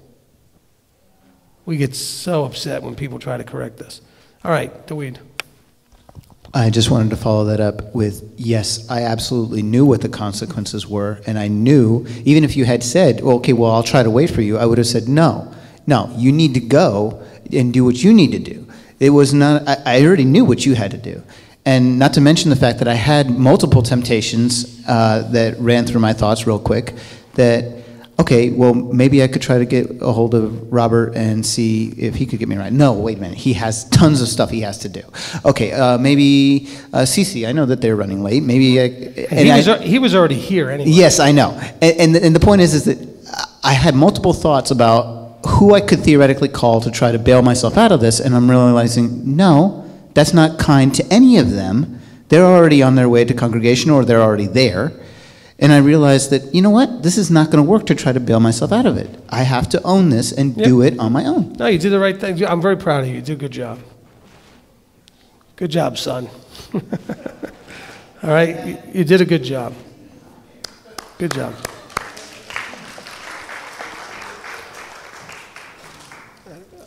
Okay, I mean, just remember, he messed up. We all mess up. But we make things worse after we mess up by what we do next. Or we make things better based on what we do next. Messing up is not a big deal. We all do it all the time. It's what do we do when it happens?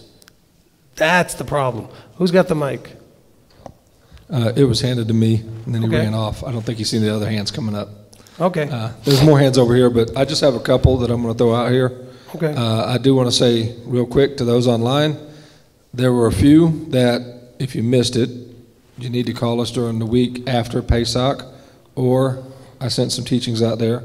But there's the email address and the phone number again. I just posted it.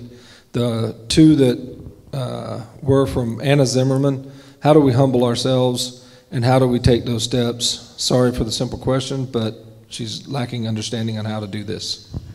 Okay, Anna, first of all, love the picture with your ski gloves. That was great. Sorry.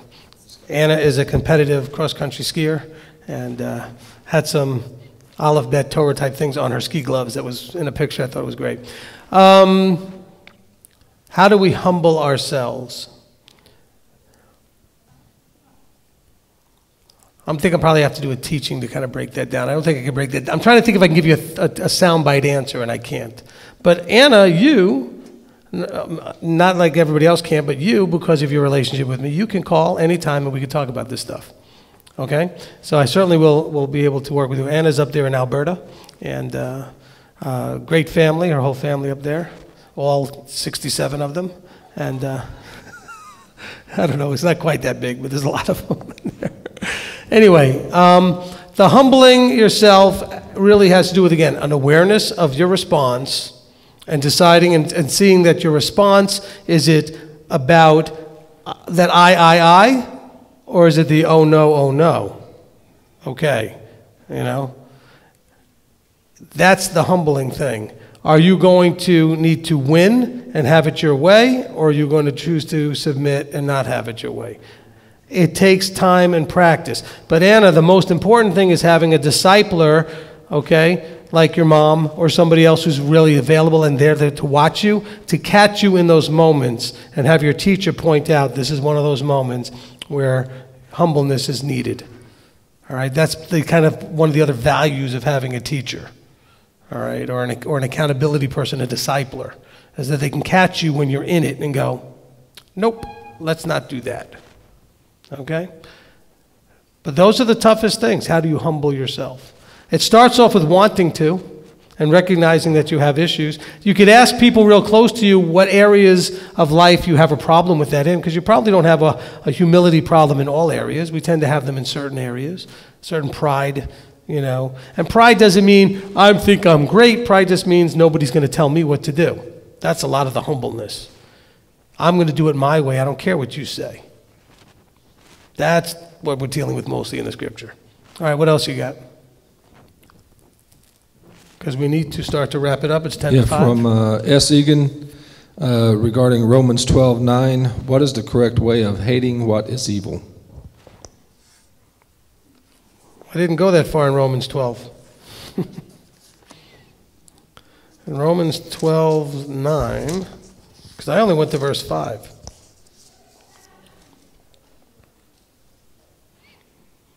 No, I guess I did go to verse 9, didn't I? I thought I was only supposed to, yep, I guess I did. Let love be without hypocrisy, shrink from what is wicked, cling to what is good.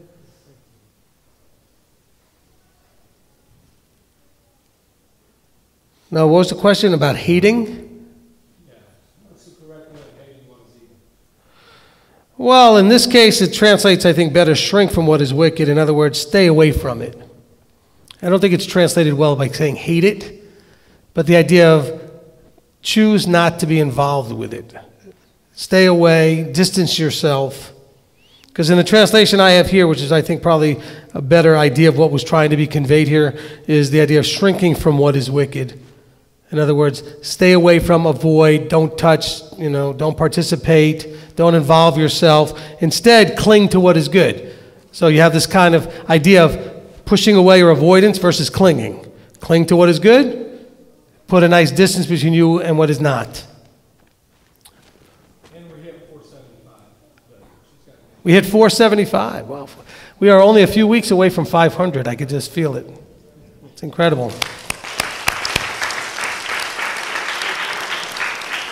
Now, don't forget to hit your like button and to subscribe, because we are now at 10,243. I don't think it's we had talked about this in the, I call it the evangelical team, the people that are helping to get the word out, that I'd like to see if we can, if Abba's going to help us reach at least 10,000 subscribers by Passover, so we've exceeded that. Or I should say he's exceeded that, so that's awesome. But yeah, if you're on the live stream, please go ahead and hit the subscribe button. It will be to your benefit. Also, you can hit a little bell thing that gives you an alarm and lets you know anytime we post anything. If you want, if that's what you want to do. Okay, where's the mic? Okay, Tricia. Again, thank you. It's just amazing as you have gone through this series of what are you thinking and going through this process with myself and analyzing, the process of how I grew up as a Jehovah's Witness and into Christianity and the level of perfection that I was achieving through the gifts of the spirit of Christianity and how that took control of me to be obedient to that. And I didn't have control of my thinking. It had control of me. And as you're going through the How Are You Thinking series and having a true understanding of what the Spirit is and how to have control of your mind and to make the decisions and to be strong, but also to be vulnerable too, and to allow yourself the opportunity to at times be immature or to reach out to, in my case, the sisters or to you, to get the help that you need. And a lot of the humility is knowing that we aren't perfect and that we are still being made and we are still growing. And that's help. That right there is what helps me understand the control that I have, is allowing myself to be that imperfect person and grow. And thank you very much. Amen. Right now, the Gadol class children are thinking that I'm not seeing them talking in the back and not paying attention to the people talking here, because I did catch you doing that. You're in here because you're supposed to be participating like everyone else, paying respectful attention to whoever has the mic. Okay. Where's the mic? Okay, Wayne? Yes. Oh. Just a little perspective on the teaching. The simplicity of creation and what he did in the beginning was to create us to do exactly what he said to do. And our lives would be so simple. We think in our own way and we complicate every matter that we come in contact, and we totally disregard the way he tells us to do things. And that's the reason he loves a child so much, is because their thinking is so simple. It's simplistic, and he says do this and the child does it normally. And we just complicate our lives by doing our own thinking, and we're not doing it his way. What did he tell Rabbi Shaul? Why do you kick against the pricks? Think like me. Get my way of thinking into your head, into your heart, and this thing will go better for you. Mm-hmm. So that's just a little simple thought. Yeah, but think about it. Even with little children, how quickly do they get to that point where you go to show them something and they're like, no, I know, I can do it. Doesn't take long, does it? At a very young age, they already start that. And that's a mindset that doesn't bring good fruit eventually. Or how many times do you deal with children and the children, before you get a third of the sentence out, already think they know where you're going? And they say, oh, no, no. And it's like, wait a minute, I didn't finish talking. How do you know where I'm going to say? Yeah, I got a couple of moms going, yeah, I got a teenager. I know what that looks like. Okay? Teenagers are really bad with that. So you got to be slow to speak. Listen first. Make sure you don't jump to the wrong conclusion. Hey, how many of you saw that post that Manny put about, are you all Olympic conclusion jumpers? Okay? That's one of my favorite lines. I like using that line because we are. We think we can, on almost no information, figure out everything. And so we jump to conclusions, and we're almost always wrong, when we do that. Okay, back to Robert. Yep, from Yanni in Denmark, about the mindset and pleasing Abba. She has read the Torah, often know when something is not right. She says no first, and then ask Abba, why do I have to say no? Then memory puzzle together, or Rabbi Service puts a light on it. Abba always answers if you believe. Okay, thank you for, I know Yanni always likes to take what she's gotten and just kind of repackage it to just make sure she's got it right. That was good job, Yanni. Especially because it's, she's all over in Denmark, and this is her only connection. See, this is one of those things that we really have an opportunity to do that is such a blessing, is that we can help people connect no matter how far away they are. And, it's beautiful. Even though it's no longer Shabbat there, it's after sundown there, but, they do the best they can to at least plug in with a group of like-minded people. All right, anybody else real quick before we close? All right, it looks like I've got both classes in here, right? All the children are in here? Okay, awesome. If you'll all rise, we're going to go ahead and close. Where's Mr. Steve? Bring it over to Steve Sullivan. He's going to close us. Okay, so for those of you that are new, or if you're on the live stream and you're new, what we're going to do here is we're going to have a closing blessing, and then those who want will come up here to face you guys to wave you a Shabbat Shalom and a Shavua Tov, have a good week and all that kind of good stuff. All right, so we're going to go ahead now and close with prayer. Mr. Steve. Almighty loving Father, help us to mature and become better communicators, to be like you and get the desired results without a harsh word. To be like you, gentle, loving, and kind. To be the people you created us to be from the beginning.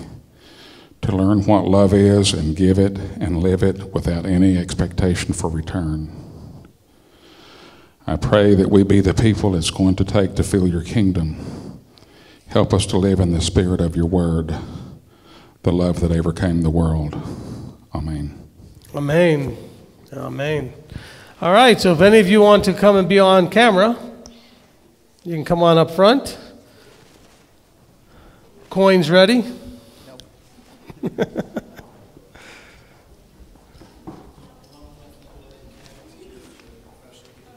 Come up here, my boy.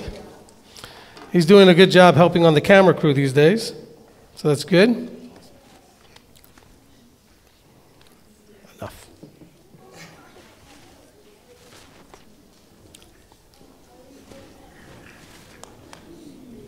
All right, is everybody up here that wants to be up here?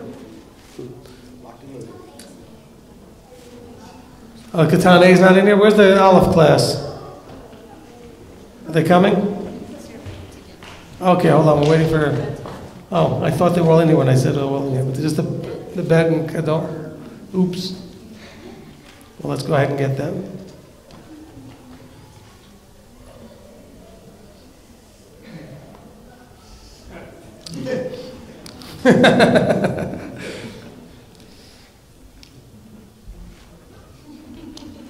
We're just waiting on the Katan Aleph class, the smaller children. I want to speak a little bit about dedication. It's 11 p.m. for Yanni, and Ali was on here earlier for you. And it's, I think, like 4 a.m. for him, before he was on there for a couple hours before he went to work. So. Okay, speaking of dedication, okay, so Ali was on from Australia. Okay, well, he's not on anymore, I don't think, but he was on from Australia. He had to go to work, because in Australia it's already Sunday afternoon, but, and then we have, because Yanni was 11 o'clock p.m., okay, Saturday night there in Denmark. It's already like midnight for going to get mad at me. I forgot her name. But she's in Netherlands. Netherlands, okay. What time is it in Australia now? How many hours do we go back? Go ahead 12 and back 8. Well, I just go back and jump ahead a day. See, I know what it is in New Zealand because I work with New Zealand more, and it's a couple hours difference to New Zealand. So, all right, everybody's in here now. We got all the little Catan children here. Okay, good. Nessa Doe said, "Don't forget Finland." Oh, and Finland too, and then we also have Scotland on earlier too. And Norway. Well, he mentioned that earlier. All right. Here we go. Well, on 3, we're going to say Shabbat Shalom. Okay, are we good? Ready, Marty, for me to... I'll turn off the mic here. Here we go. Ready? 1, 2, 3. Shabbat Shalom!